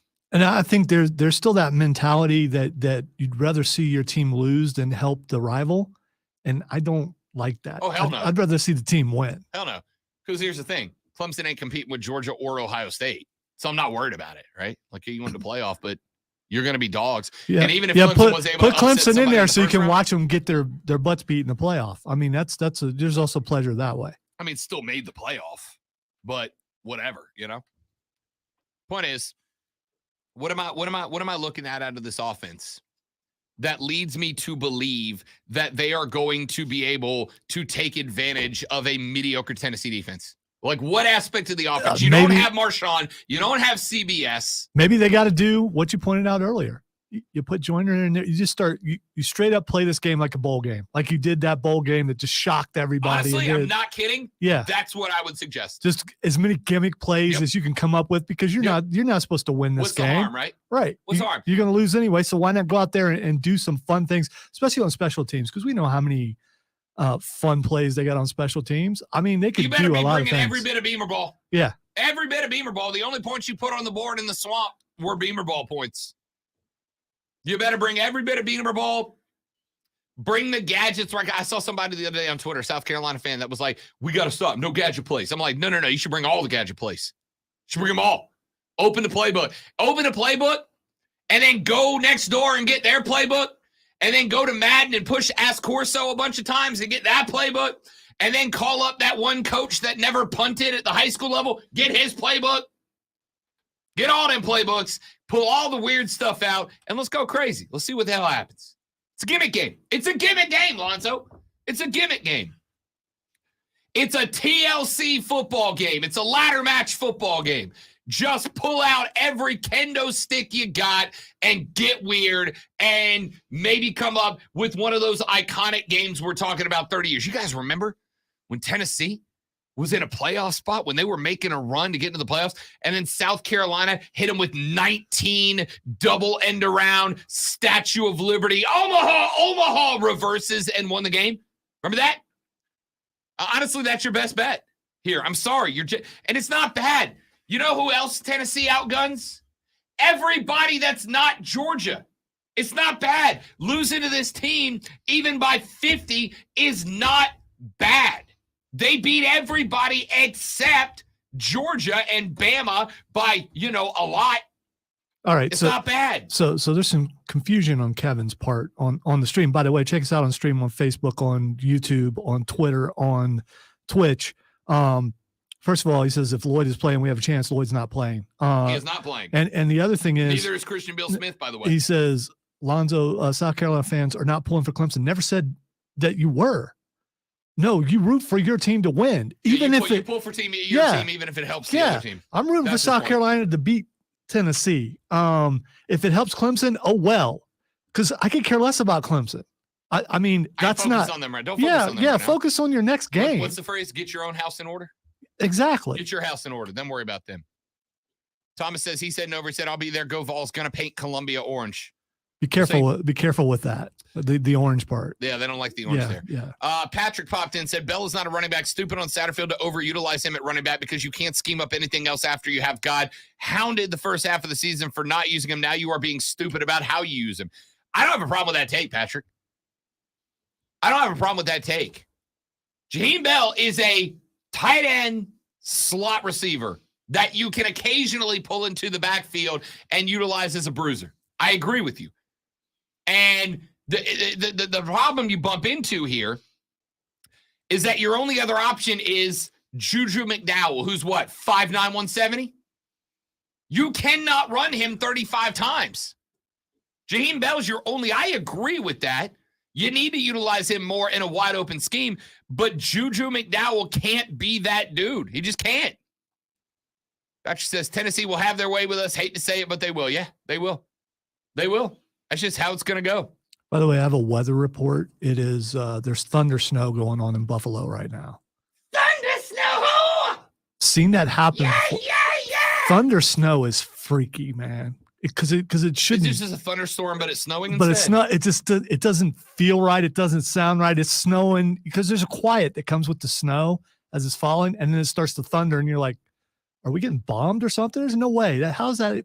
And obviously, it's possible. It has to do with the atmosphere, but still, it's weird. Detroit Thunder. Yeah, 6 feet of snow. Let's play. That's what men do. Okay. All right. Enjoy losing your groin to the frostbite. By the way, I've seen that much snow before in the blizzard. Back in the blizzard of 77 and 78 when I was a little children. 77 and 78? Yeah, it was. We didn't go to school. Long freaking blizzard, dude. There was like snow on top of snow. So Yeah. I mean, and I was not very tall, so the snow was above my head. Yes. 6 feet of snow. Let's play. We're real men. All right, cool, dude. All right. You go be real men. I'll be inside where the heater is. Being a wuss. That's warm. Enjoy your game, Detroit. Back after this to wrap up hour 2 on the Rob Brown Show on the Fan Upstate.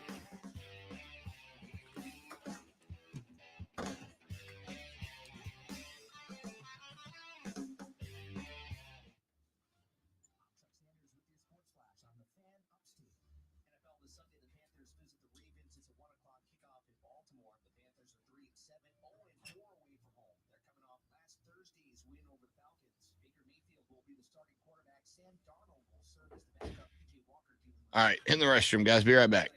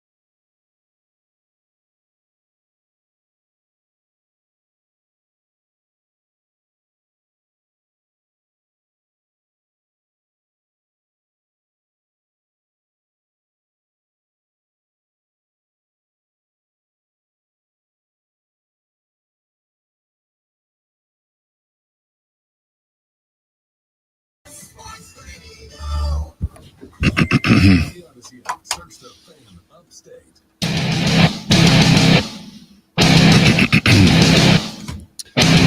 Looking around the rest of the college football schedule as we get set to enter the penultimate week of the regular season. Illinois is at Michigan in this one. Illinois 7-3. They're 4-3 in the Big Ten. They're not a team Michigan should sleep on, Lonzo. The only thing I'd wonder here is any chance that the Wolverines get caught looking ahead to Ohio State next weekend and sleep on a moderately decent Illinois team. Well, there's a chance that either Ohio State or Michigan could slip up and lose. It's not going to happen, though. There's always a chance. No, are you kidding? This is, as we've talked about, this is the biggest game of the season, regular season, coming up next week. 2 undefeated teams, rivalry games. It's going to be an amazing game, especially if Ohio State wins. But if they do lose, it's going to be chaos possibly as far as the playoff goes. I can't wait for that. There's no way Michigan loses. Do I want them to lose? Always. Are they going to? No. Keep in mind, Illinois right now, this game for Illinois, though, is a Big Ten West championship game, right? If they win this game, they stay atop the Big Ten West. If they do not, they very much got a chance to fall behind Iowa. Iowa's got Minnesota this weekend and Nebraska to end it. Iowa's gonna win out, right? They're gonna win out.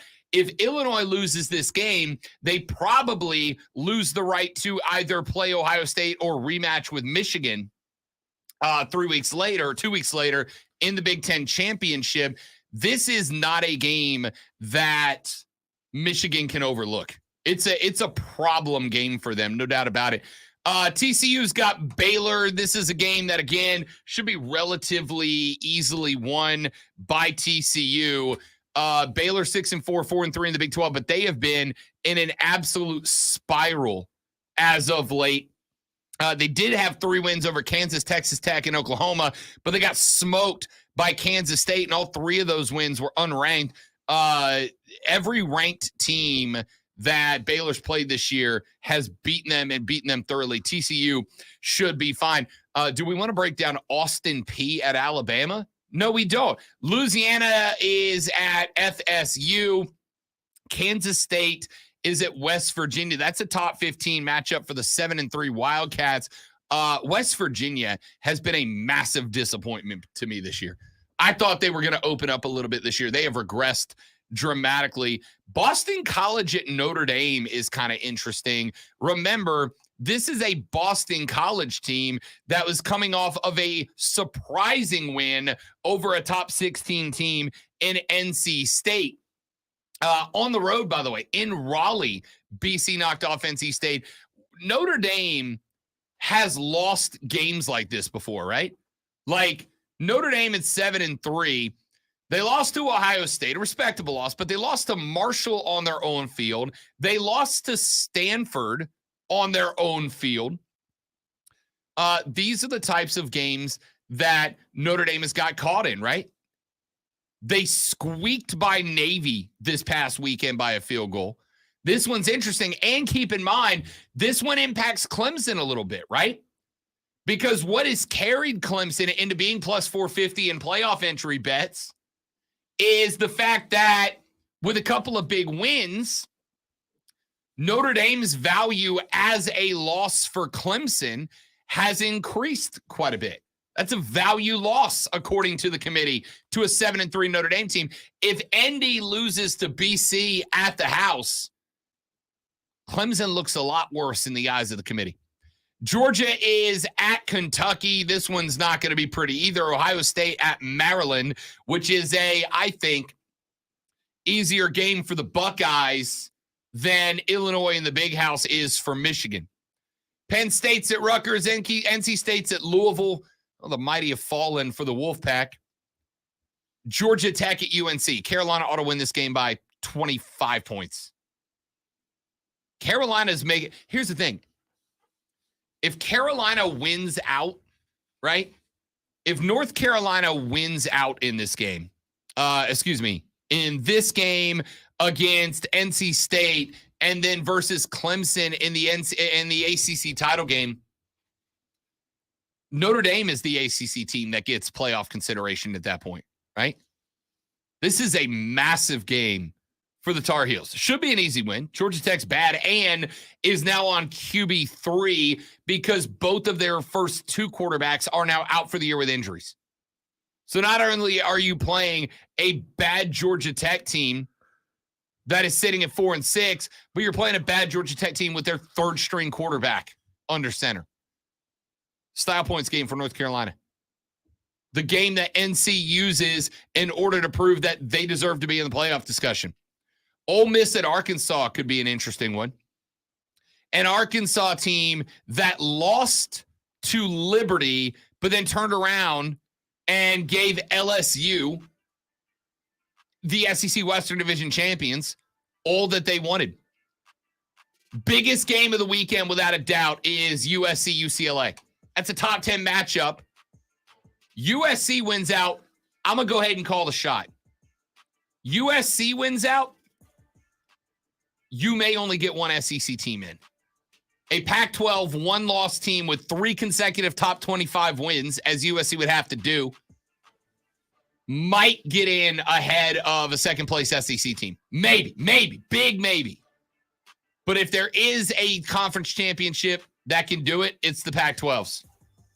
So we'll see.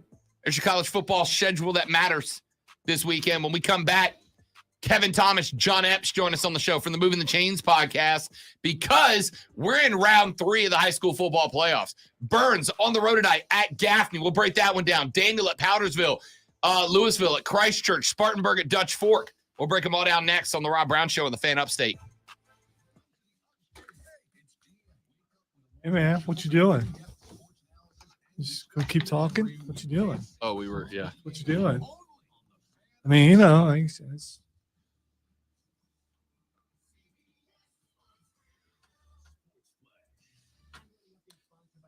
Does y'all's have 2 apostrophes in it? Would it go Y apostrophe ALL apostrophe S? Like if I was saying it's in y'all's email? I don't believe that's actually a word, so it doesn't matter. Y'all isn't technically a word. That's what I'm saying. So it doesn't matter where you put them because you're making it up. Fair. So I mean, you decide is what I'm saying. You are the decider in this. Y'all is definitely a word in the Urban Dictionary. For sure.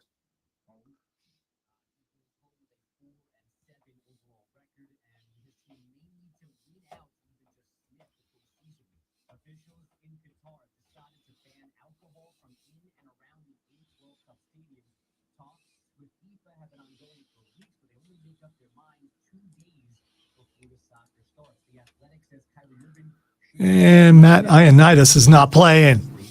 I like that dude. We never talk about him, but when he's there, he does a great job.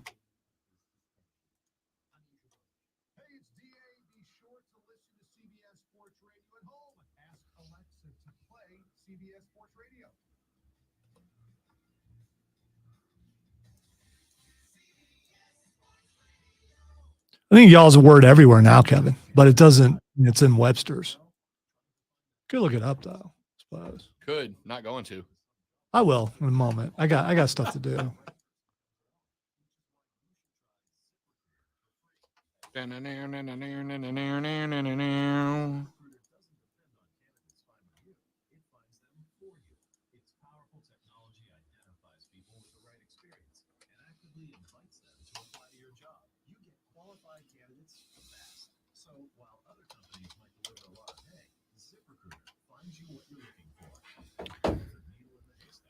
John Boy, what's happening, big dog? By the way, according to the Oxford Dictionary, y'all is a word. It's a contraction of you all. Can you throw him in queue if you don't mind? It's got to be in the dictionary by now. Yeah, y'all. So y'all is in the dictionary. But the question that I was asking, let me get Kevin here. We'll ask him too. The question that I was asking is if you were gonna write the possessive form of y'all, right? Like I just texted Kevin, the invite's in y'all's email. Would it be Y apostrophe ALL apostrophe S? Ooh. That That's seems too many like too many apostrophes. apostrophes. Yeah, That's yeah, why yeah, it feels yeah. weird to Yeah, write it's it. just, Grammatically, that would be the way to do it. But when you're using a contraction, can you put another? I think you can, right? put a Z on the end. I think you have to. Put a Z on the Put end. a Z on the end. That's not. It's very millennial. of Yeah, you. yeah, but it'll take care of it though. Then it will look right if you put a Z on the end. Then you don't have to use the apostrophe. I don't think I've ever seen a word with 2 apostrophes. Yeah, me either. Maybe just, I don't know. Let's We need see. to ask an English teacher. Do we have a resident English teacher? So Wikipedia Not in has this an building. entire entry. No, sorry, Wiktionary has an entire entry. Wiktionary? Wiktionary, which is Wikipedia's dictionary. So it has nothing to do with Wiccans. It's okay. The word weren't.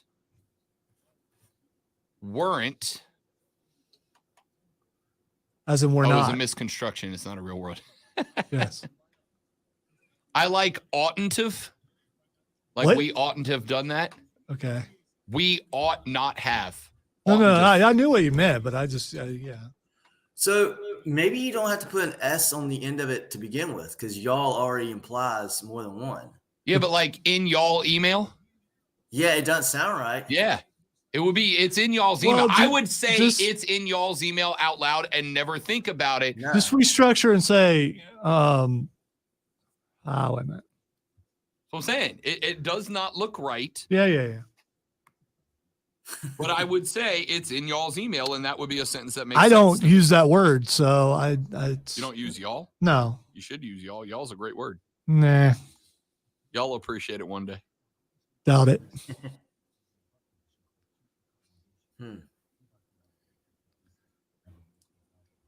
He's back. There's Kevin. For how long? We don't know. Okay, we'll see if we can keep him connected this time. Hey, fellas. What's happening, buddy? Hey. I was just listening to that rousing y'all's discussion. So I got to tell you, dude, it's easily the hottest take we've had on the show so far today. That's what you do when you're in the middle of a think tank, which is what this is. There's too much intelligence on this stream right now not to have gotten into that. I think y'all's is correct with the S. I think you got to go with the S. Right, but is there a second apostrophe on it? That's the question. I would say yes because it's possessive. Yeah, but Yeah, you and put that's the my extra thought, too. apostrophe in there. It looks like it's someone's name or something that's not from around here. I'm going with it's Y apostrophe ALL apostrophe S. Y'all's the plural possessive of y'all. I like that. Though I do believe Vincent Price in Thriller said y'all's neighborhood. So if Vincent Price says it's a word, Good enough for me. yeah, I've forgotten about that. He'd know how to spell it though. I feel like we just nailed how to spell it.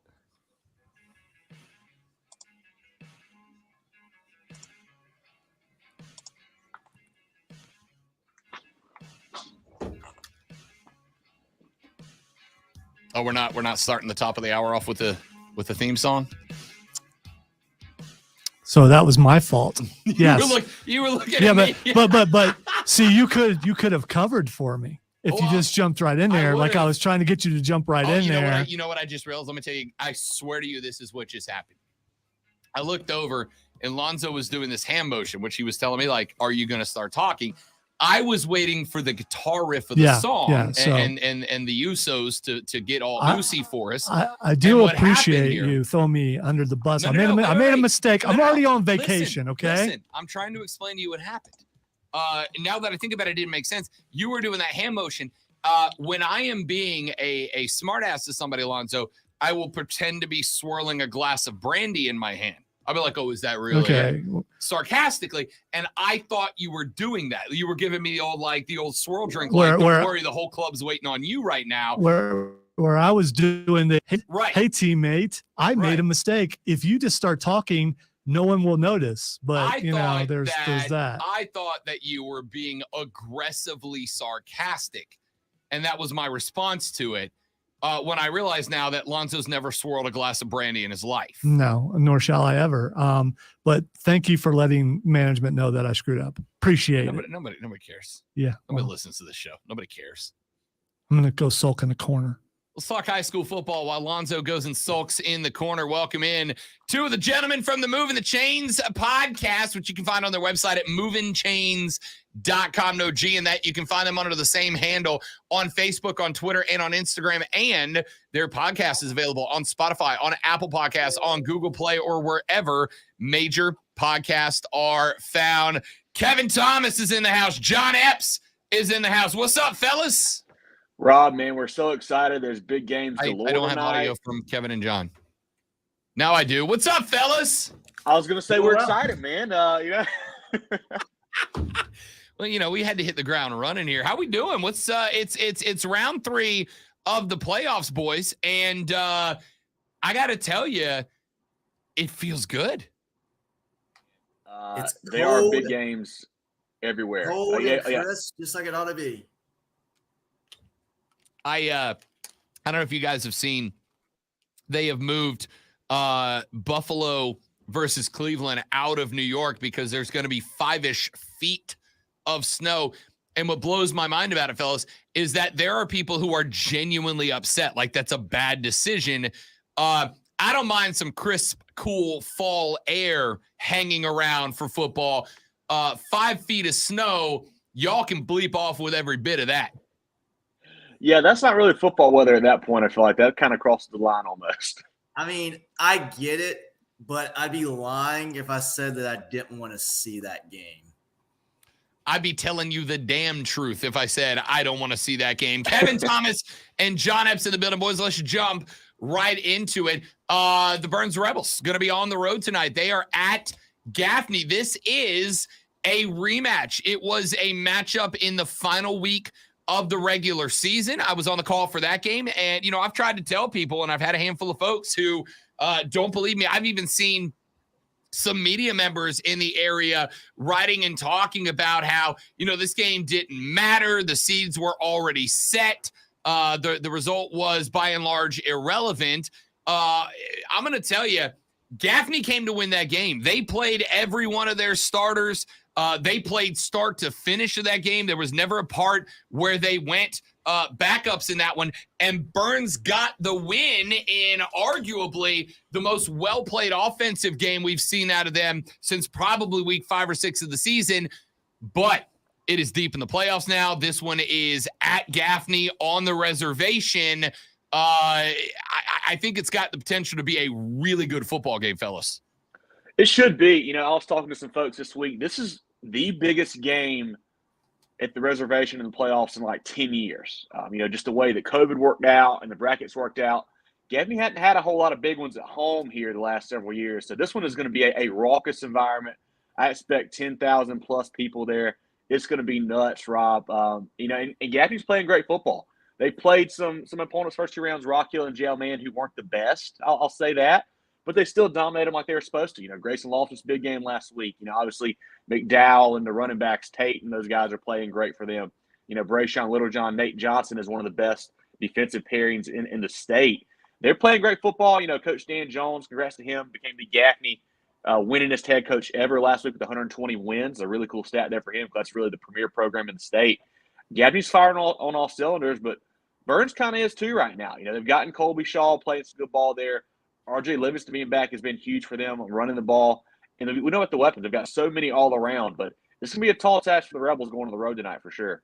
And it's interesting, John, because in both road playoff games so far, Burns jumped out to an early lead. They did it at Hillcrest, which was a bit of a surprise. They let Hillcrest crawl back into it. It came down to a last-minute game. Last week at Blythewood, just north of Columbia, same thing. They jumped out to an early 17-0 lead. Looked like they were cruising. Next thing you know, Blythewood's coming back, and we got ourselves a hell of a football game towards the end. I will say this, as the guy who's going to be on the call for Burns tonight, they will not have the ability to blow a lead against Gaffney. Gaffney's going to have a little bit better offense, I think, at least a little more polished offense than Hillcrest did with an injured quarterback than Blythewood did just as a team. Burns is going to have to go a full 48 if they want to win this one. Absolutely, but there's two things that make me think very highly of Burns going into this game when you say that, Rob. Okay, they let both teams make that game very close, very competitive. Both teams had a chance to beat Burns in those first two games, but guess what? Neither one of them did. In that Hillcrest game, Bomar made a huge play at the quarterback position to throw the ball for a key first down to ultimately clinch that game. They made the plays down the stretch against Blythewood to close out that game. And we talked about this middle of the season. Hey, Burns is there. They got talent. Can they close out games? They're doing it now when they have to do it. And then the second thing is Burns has already beat Gaffney. These kids know what it's like to win, to beat these guys. They don't care that they're the defending that state champs. They don't care that they're going to the reservation. They've beat them man-to-man, one-on-one, 100% strength, 100% strength. They know they can do it. Now, the big if, can you actually do it in front of 10,000 people at the reservation for the biggest game at the reservation, or playoff game, at least in the last 10 years? That's a big if. I think it's going to be a heck of a ball game tonight. Really, really excited about it. Yeah, I mean, it's again, I think it's going to be – you saw Bennett Judy from Hillcrest, but Kevin and I John, we were all three at that game, and I think the ankle was maybe a little worse off than we were led to believe, because he, early in the game anyway, was having a hard time really getting the ball accurately down the field. Blythewood, commendable for making the second round, but they were kind of a team that really felt more suited to be a 3-4 seed than a 1 seed getting to host. This is the best team Burns has played so far. As John mentioned, you do have the victory, so you've got a little confidence in that. Hey, you've done it once, go do it again. I have not gotten to visit Hillcrest High School yet. I've not gone on the reservation yet, but from what I understand, Kev, that place is going to have a small college football environment tonight. Yeah, it's going to be nuts. I mean, obviously, you've seen Dorman, you've seen Spartanburg. I mean, I put Gaffney right there, if not above both of those two. I mean, that place is special. Obviously, it's not the old stadium, the old reservation. They'll tell you the stories about that and the ghost of Gaffney and all that stuff. But this new one's pretty sick too, Rob. You're going to really enjoy it. It's going to be, the cowbells are going to be ringing. They're going to be up and down all day long. It's going to be a nuts environment. And I think from what I remember in this series, typically if they play at Nixon Field, Burns tends to win. If they play at the reservation, Gaffney tends to win. I think that's why I'm going with the Indians here in a close one, but it should be a monster matchup tonight. All right, let's jump into a couple of other ones, fellas. Let's go Spartanburg at Dutch Fork. This was a whale of a football game back in the regular season, John. Dutch Fork got the 27-25 win. Now the stakes are even higher. This Spartanburg team, when we saw them play Burns back, I think 3 weeks remaining in the regular season, a ton of athleticism, a team that wants to just out-athlete you at the line of scrimmage. Do they have it in them to go to Dutch Fork and do that? Well, Spartanburg in that first game had a little bit of the benefit of playing a Dutch Fork team that was not 100% healthy. They had their do everything running back, play quarterback that night, and that's a big difference. Appler, the quarterback at Dutch Fork, is now back. He's playing very, very good football. And I know Kev is going to say this too. That Dutch Fork defense does not get talked about enough. They are absolutely disgusting how good they've been playing really all year, especially as of late. I love Spartanburg. I love what Coach Hodge is doing over there. I love Raheem Jeter. He's a great player. I think he's going to do some big things on Saturdays too. But tonight, I just don't think the Vikings are well prepared. Or not that they could be prepared, just Dutch Fork is that good. I see Dutch Fork win this game probably by at least 2 scores.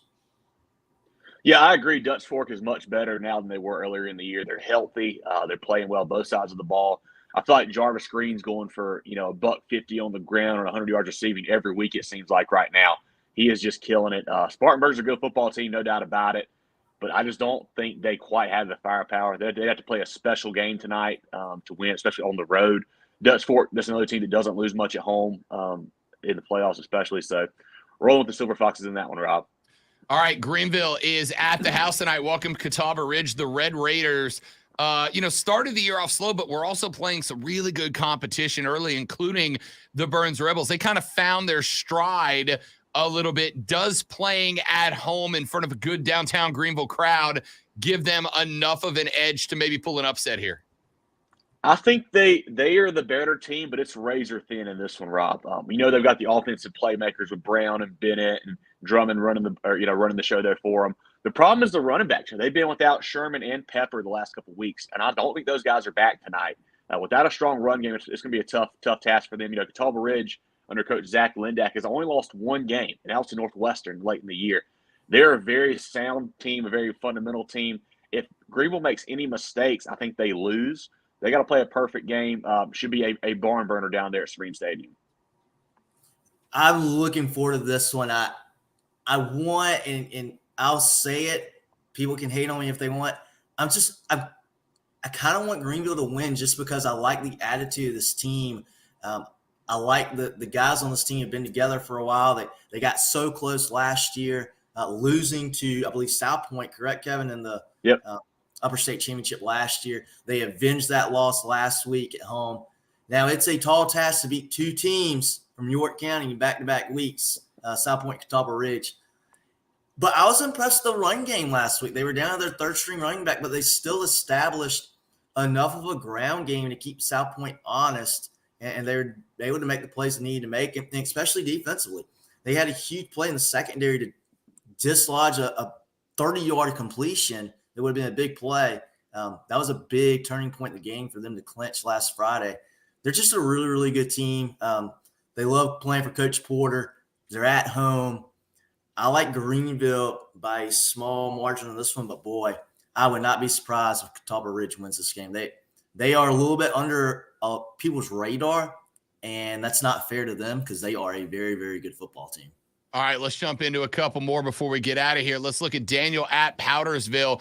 Daniel, undefeated 12-0. Powdersville 11-1. Daniel had a big win over Woodruff last weekend, but Powdersville did the same thing to Chester. Fellas, take the over, I believe is the phrase. Absolutely. Ton of offensive talent in this game. You look on the Daniel side with Eli Merck. Feels like he's been there 5 years.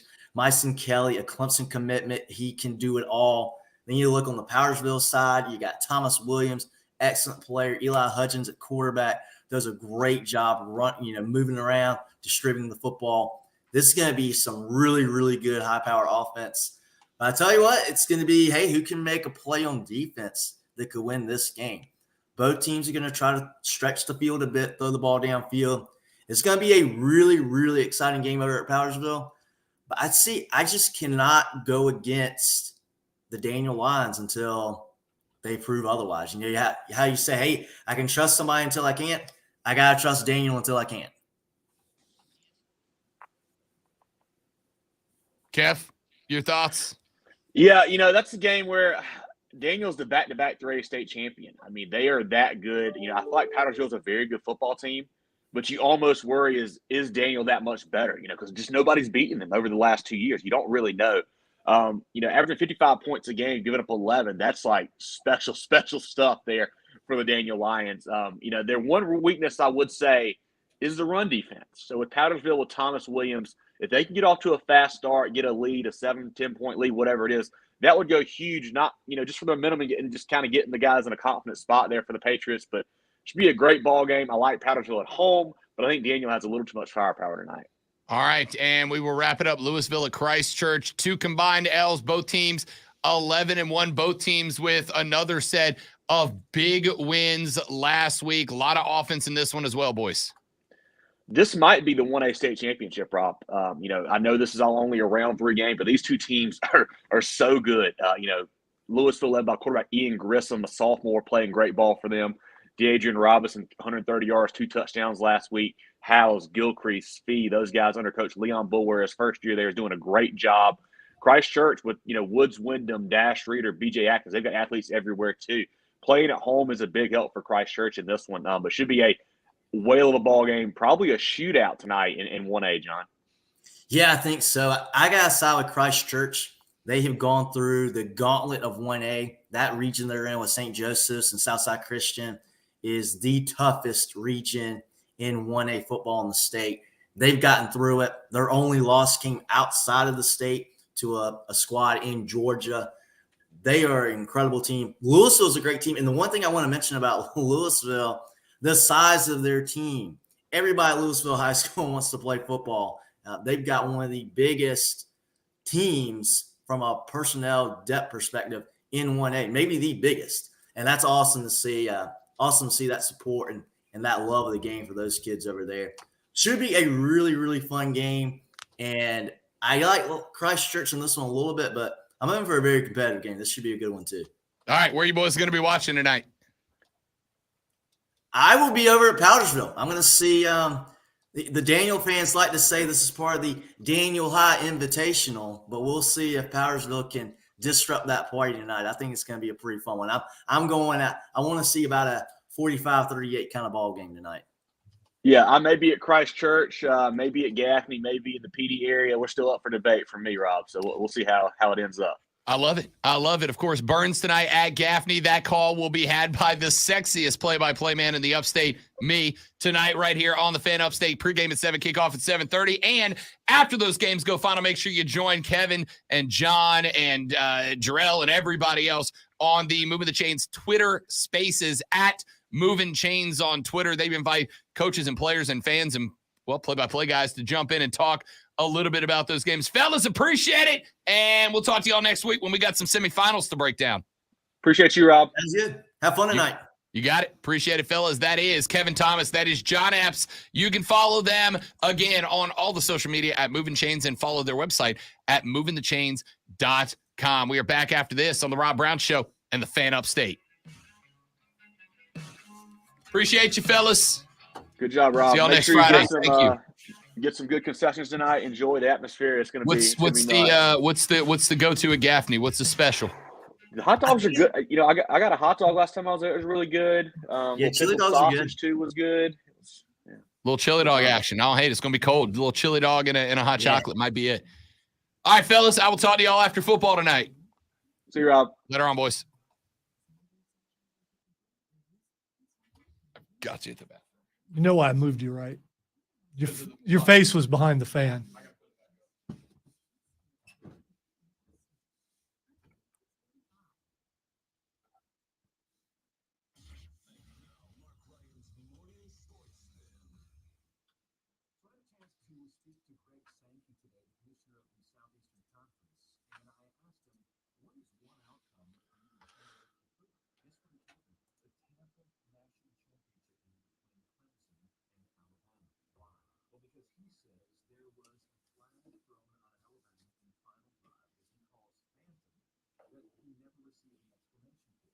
He also said, and then you have the pick play.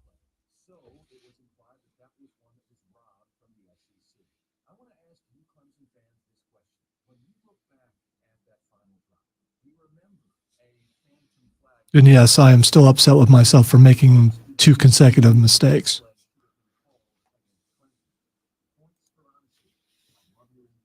Chat it up with me on Offsides, Monday through Friday, 3 to 7 p.m. on the Fan Upstate. I'm Mark Ryan. Offsides with Mark Ryan this afternoon, 3 to 7 on the Fan Upstate. 97.7 FM Greenville, 97.1 FM Spartanburg, and on the Odyssey app.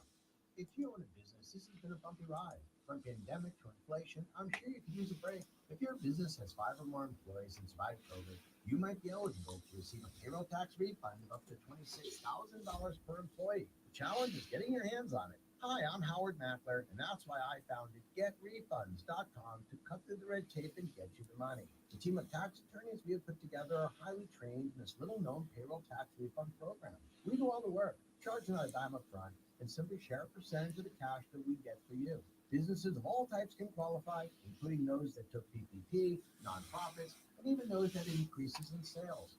We have helped return over $1 billion to businesses, and we can help you too. Just go to getrefunds.com/sports, click on Qualify Me, and answer a few questions. This payroll tax refund is only available for a limited period of time. Don't lose out on up to $26,000 per employee. Go to getrefunds.com/sports. That's getrefunds.com/sports. Hey, it's Rob Brown. Listen, you and I both know that joint pain can sometimes keep you from doing things you love. I love to go shoot hoops with the boys, but sometimes the knee and lower back are like, no, not today. Well, if that's the problem for you, you need to call QC Kinetics and let them show you how their advanced regenerative medicine can help you restore and repair damaged joint tissue and give you your life back. Your hips, shoulders, elbows, they can all be treated with natural biologics from your own body. These are powerful healing agents that are highly concentrated. So if you're tired of steroid shots that don't work, or if you're trying to avoid surgery, then call QC Kinetics right now to schedule your free consultation and learn about these exciting new cutting-edge treatments for pain caused by arthritis or injury with no drugs, no pain meds, and no downtime. This is an all-natural treatment that can get you lasting relief, and people around here, well, they're raving about it. So call now as appointments are available for this coming week. It's QC Kinetics, 864-448-3772. That's 864-448-3772 with locations in Greenville and Asheville, 864-448-3772. We're here! Thanksgiving. It's part of the fabric and culture of our country. What a great time for families to reconnect and hand down generations of stories.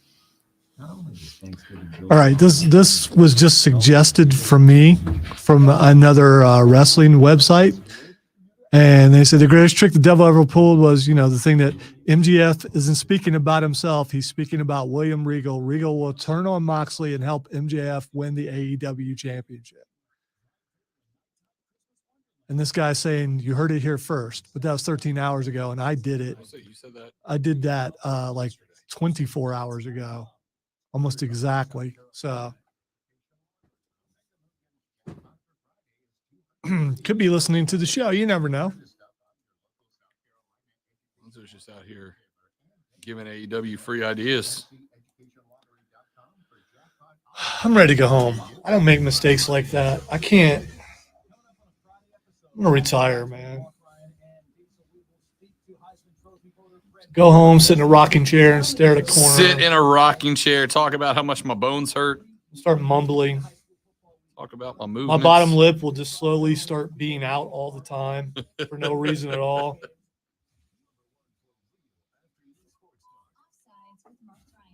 I'll have a hankering for warm milk and need a lot of. No, that will never happen. I did that once. That's it.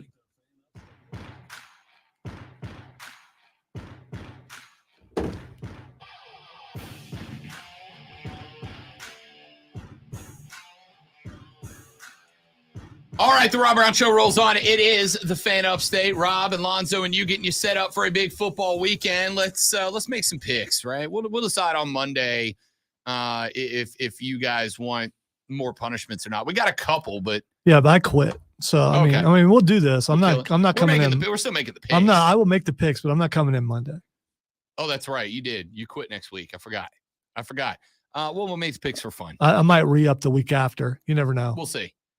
Florida on the road at Vanderbilt. Florida has given both of us problems with the spread this year. When I believed in the Gators, they've missed. When I backed off the Gators, they got good again. They're on the road at Vandy. This is a Vandy team that has given the Florida Gators problems in the past. This is also a Vanderbilt team that snapped their 28-game SEC losing streak last week when they knocked off the Wildcats of Kentucky.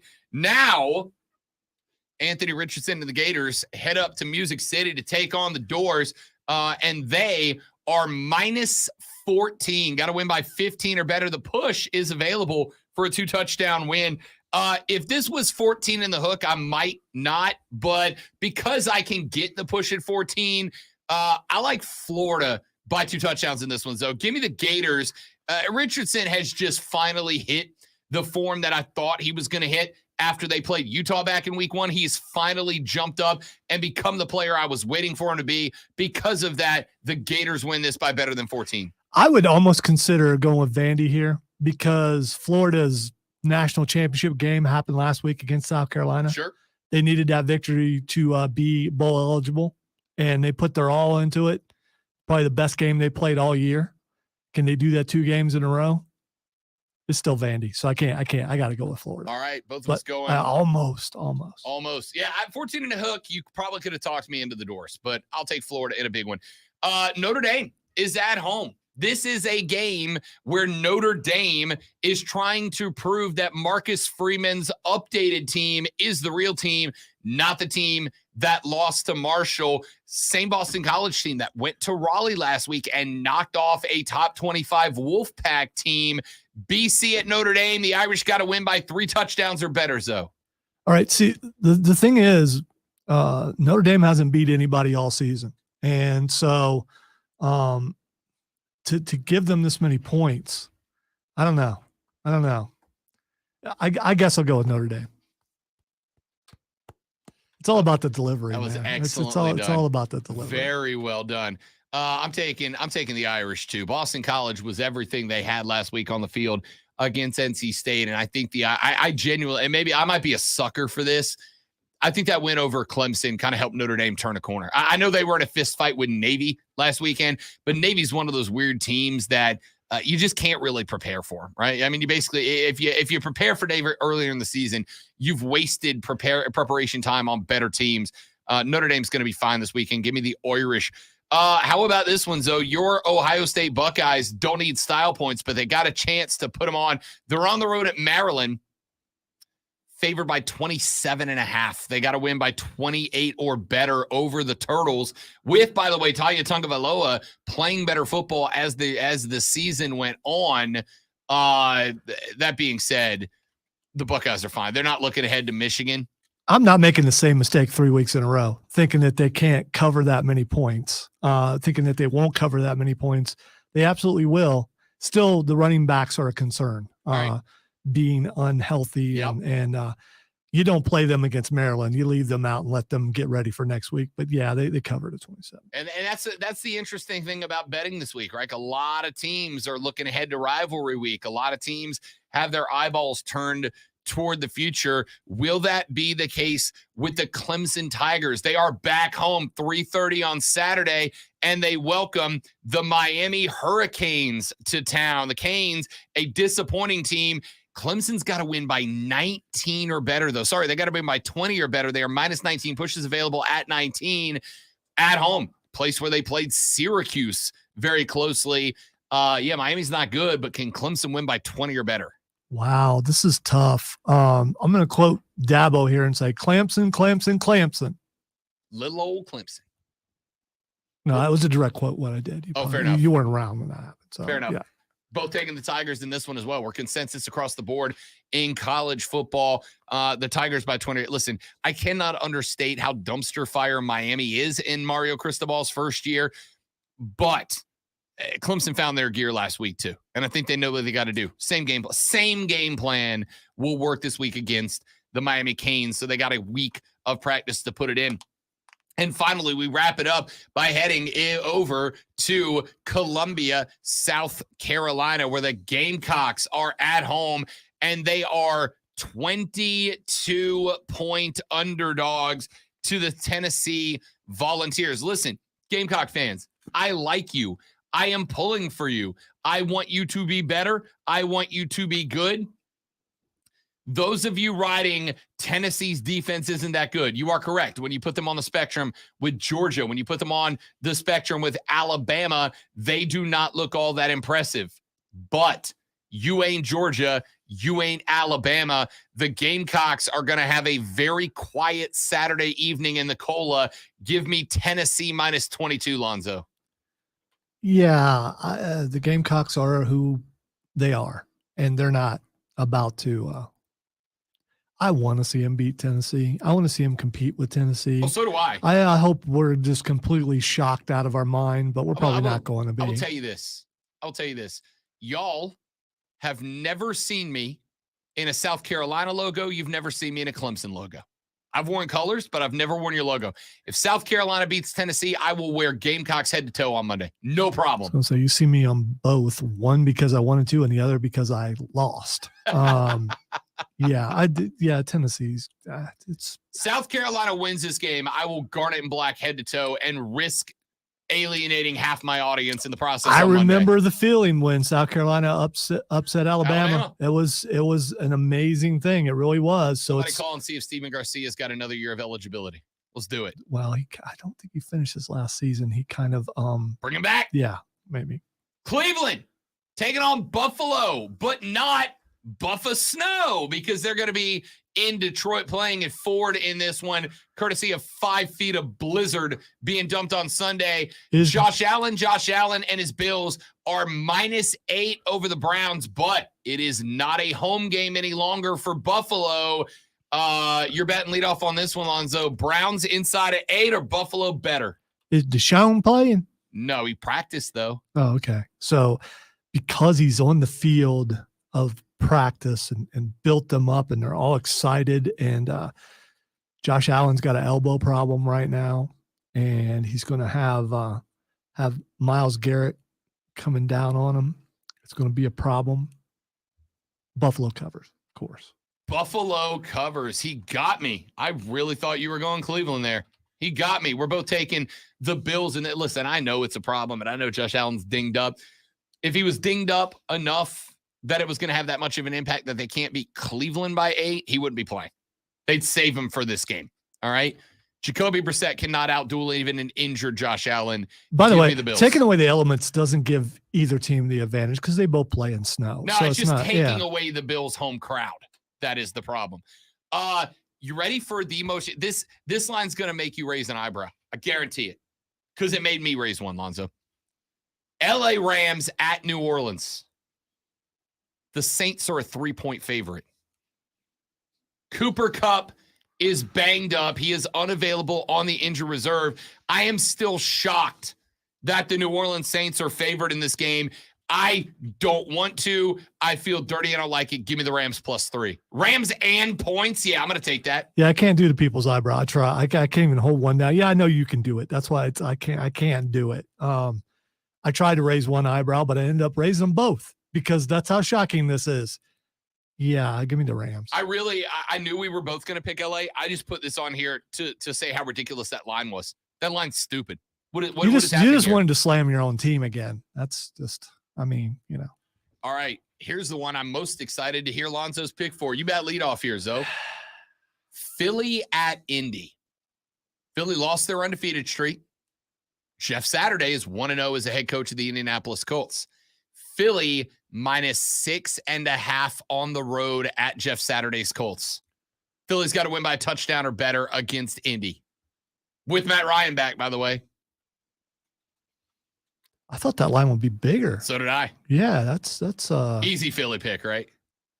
Easy Philly. You're trying to goad me into thinking that you're goading me into thinking that's the old reverse. Yeah, That's just regular psychology because I reverse the reverse. Yeah, I'm going Philly. So am I. No way. Philly doesn't blow Indy out of the water. Have we disagreed on anything yet? I don't think so. No, we have not.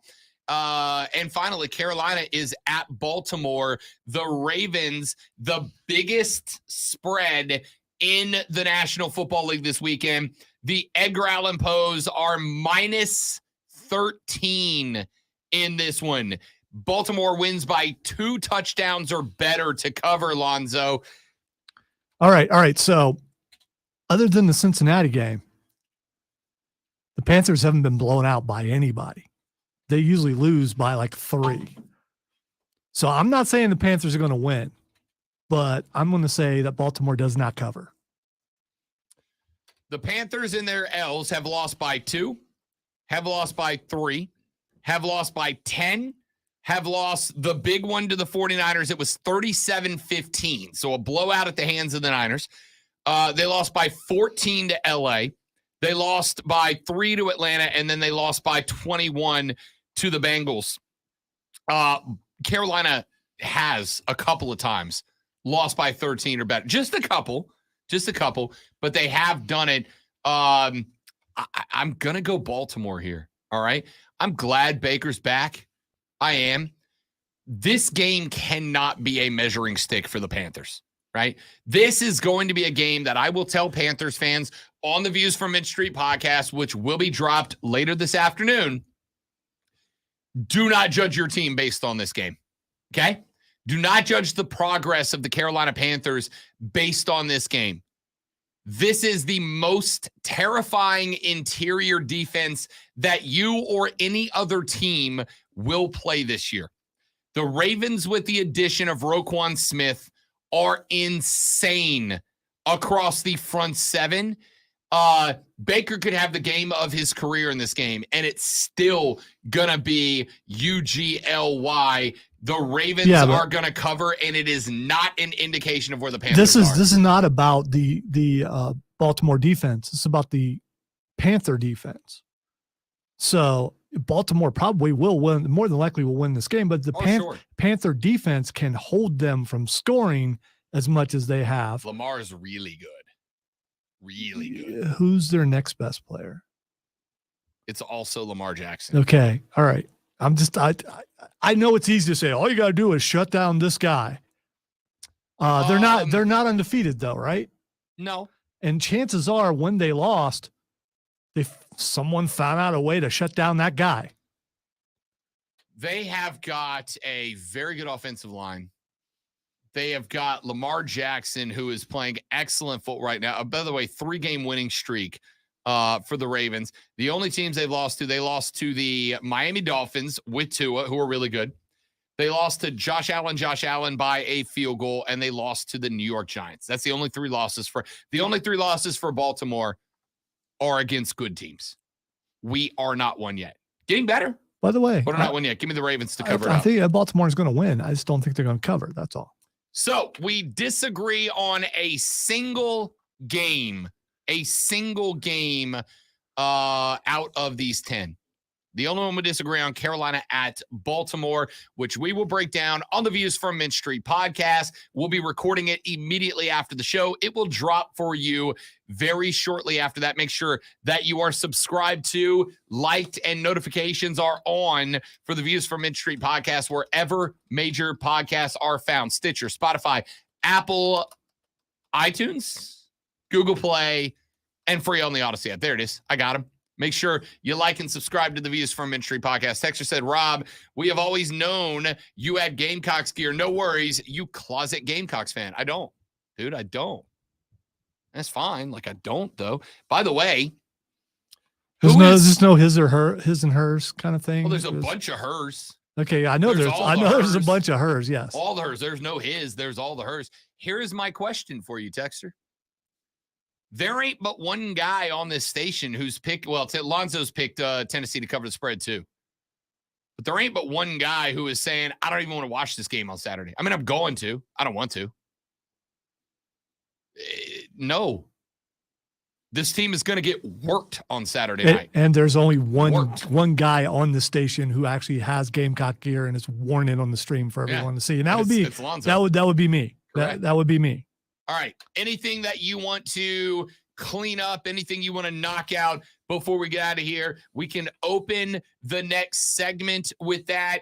And then we got Twitter trending topics on a Friday to send you off into the weekend. My name is Rob Brown. The great one Lonzo is at the helm. And you, my friends, are listening to the Rob Brown Show right here on the Fan Upstate.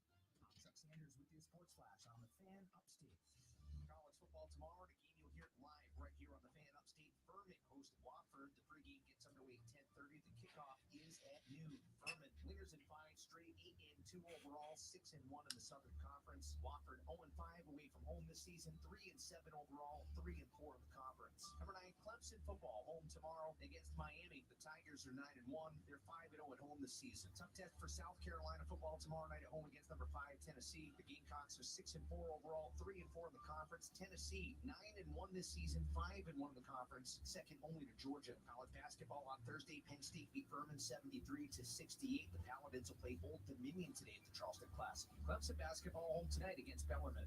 Catch every Carolina Panthers game live on Classic Rock 101.1. Download the Odyssey app and search the Fan Upstate. Then listen anywhere on your phone. I'm Chuck Sanders, and that's your Sports Flash on the Fan Upstate. Hi, I'm Mike Ham with NFL Network now on the Westwood One Radio Network. The Packers and Titans kickoff Week 11 as Tennessee led wire to wire, winning 27-17 over Green Bay. Derrick Henry became the 5th running back in NFL history with 10 or more rushing touchdowns in at least 5 straight seasons. Aaron Rodgers had 227 passing yards along with 2 touchdowns. The Packers fall to 4-7 on the season. Elsewhere, the Eagles continue to beef up their defensive line, agreeing to a deal with free agent Donovan Sue on Thursday. Philadelphia signed the Giants' former second-round pick, Joseph, earlier this week. So I know Chris was in the restroom and Smashing Pumpkins was on, and so I was whining like Billy Corgan at the top of my lungs. Let's see if he pops his head in here and says anything.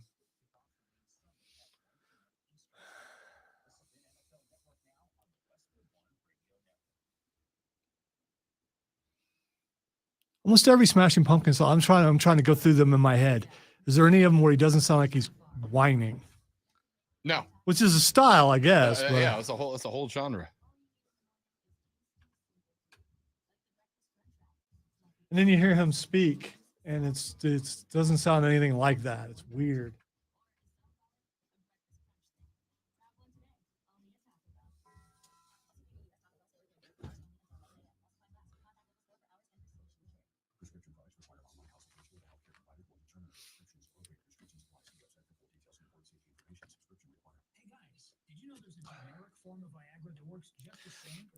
So if someone's in the stall and you scare them really bad, aren't you helping them? Only if you scare the crap out of them. Well, I know. I mean, that's what I'm saying. Oh, man. It's all right. You only got to deal with me for like another hour or so. It ain't you, dude. I have a long day. If you only look at it that way, which you've been saying for how many hours now? 4. Yeah. 5. I was in early today, so. Nope, longer than that, because the last thing I told Courtney before she went to bed last night, she's like, are you staying up? I'm like, I'm playing 1 round of Warzone, and then I'm going to bed because I got a long day tomorrow.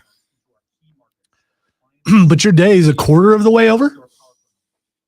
If you look at it as far as activities go, 1 of 4 is nearly done, right? Yeah. So another hour, you'll have 2 of the 4 done. Yeah. Sorry, I'm trying to help you find joy, but I always will.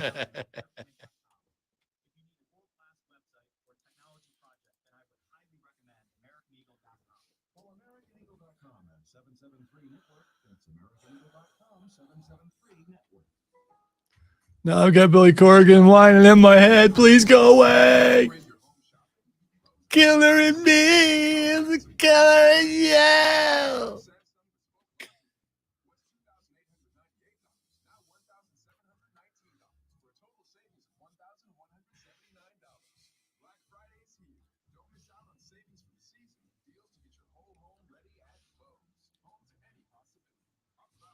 The Chiefs has put McCole Hardman on injured reserve.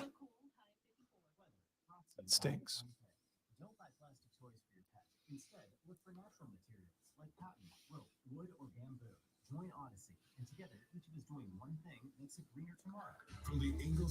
Look at that deceptively sunny day outside.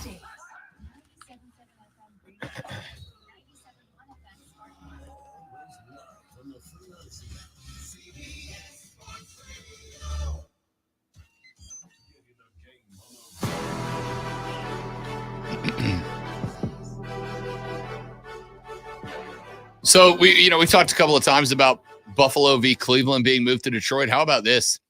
They may not be able to play that game at all because the snow has started coming down heavy around Buffalo, and the team may not be able to leave. They may not be able to get the team out of the town. There's a travel ban that is being put in place right now because of how bad the snow is around the area. That game may not get played at all because Buffalo can't get to Detroit to play the game. I don't know if anybody considered that. So anyway, that sucks for them. The guy who currently owns Aaron Judge's 62nd home run ball, the home run ball that set him as the American League home run single season king.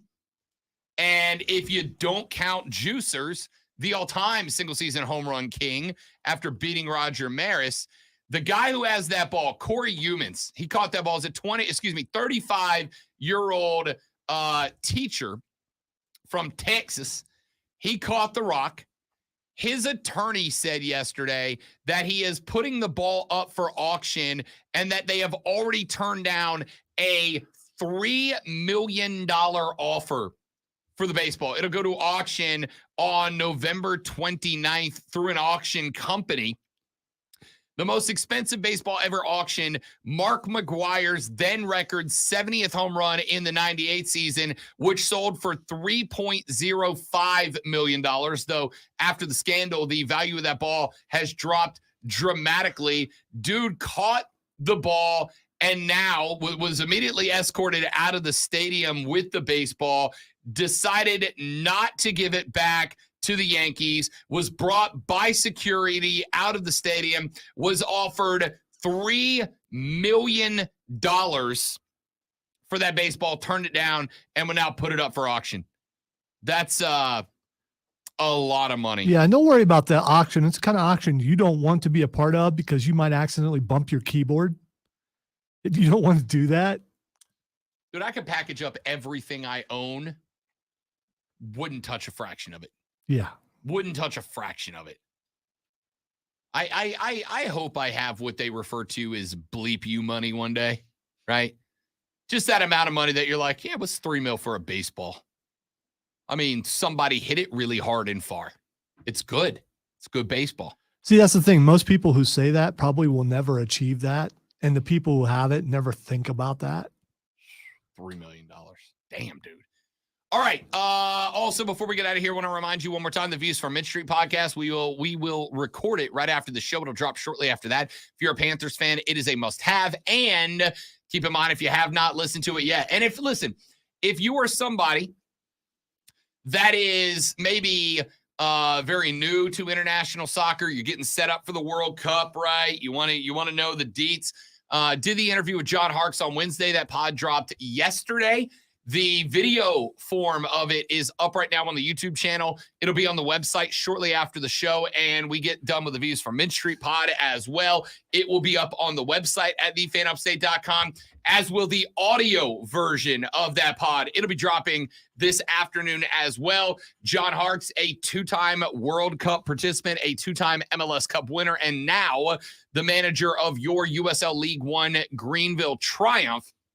He talked with me about everything: roster selection, potential breakout players, the impact that a solid American run into the World Cup would have on football in this country. It was a really entertaining interview, sits right at an hour long. So if you've got that hour and you're getting set up for the World Cup and the Americans' first match on Monday, make sure you go find that pod.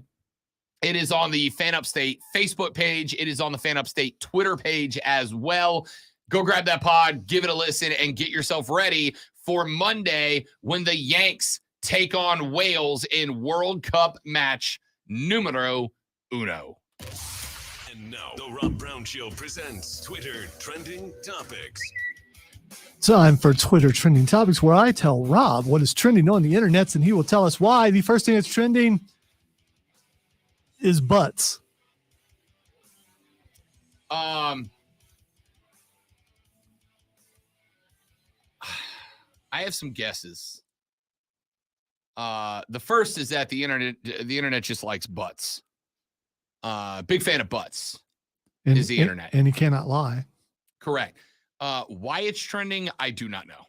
All right, so I saw butts was trending, and I'm like, okay, should I? Obviously, I have to click on that. Well, I didn't.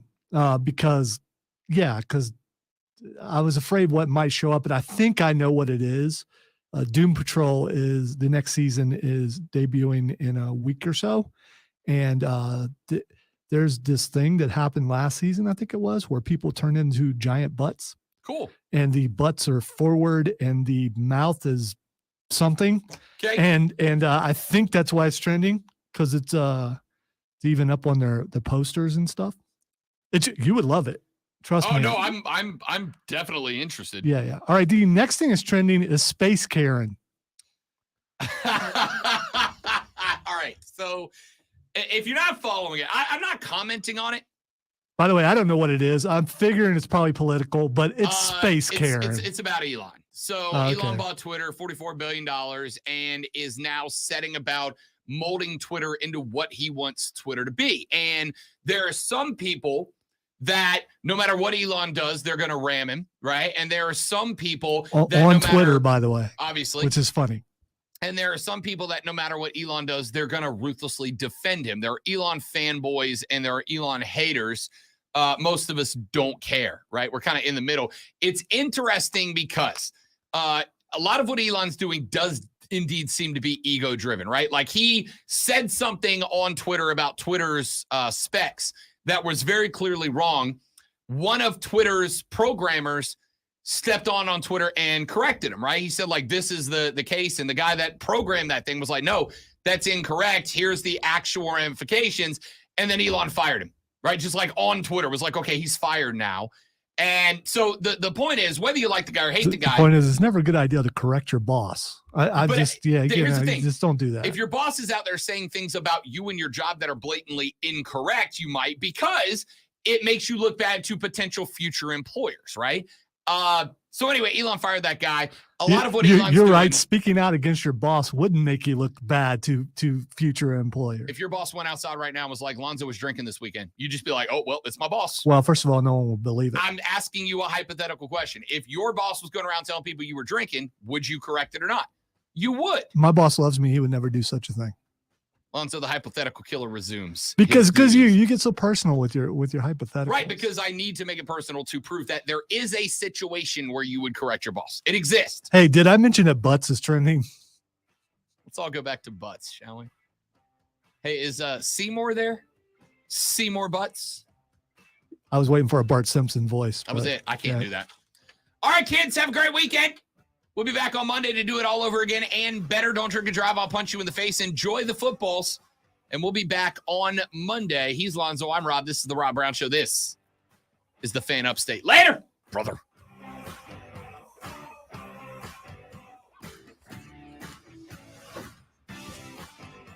All right, guys. Y'all are awesome. I very much appreciate it.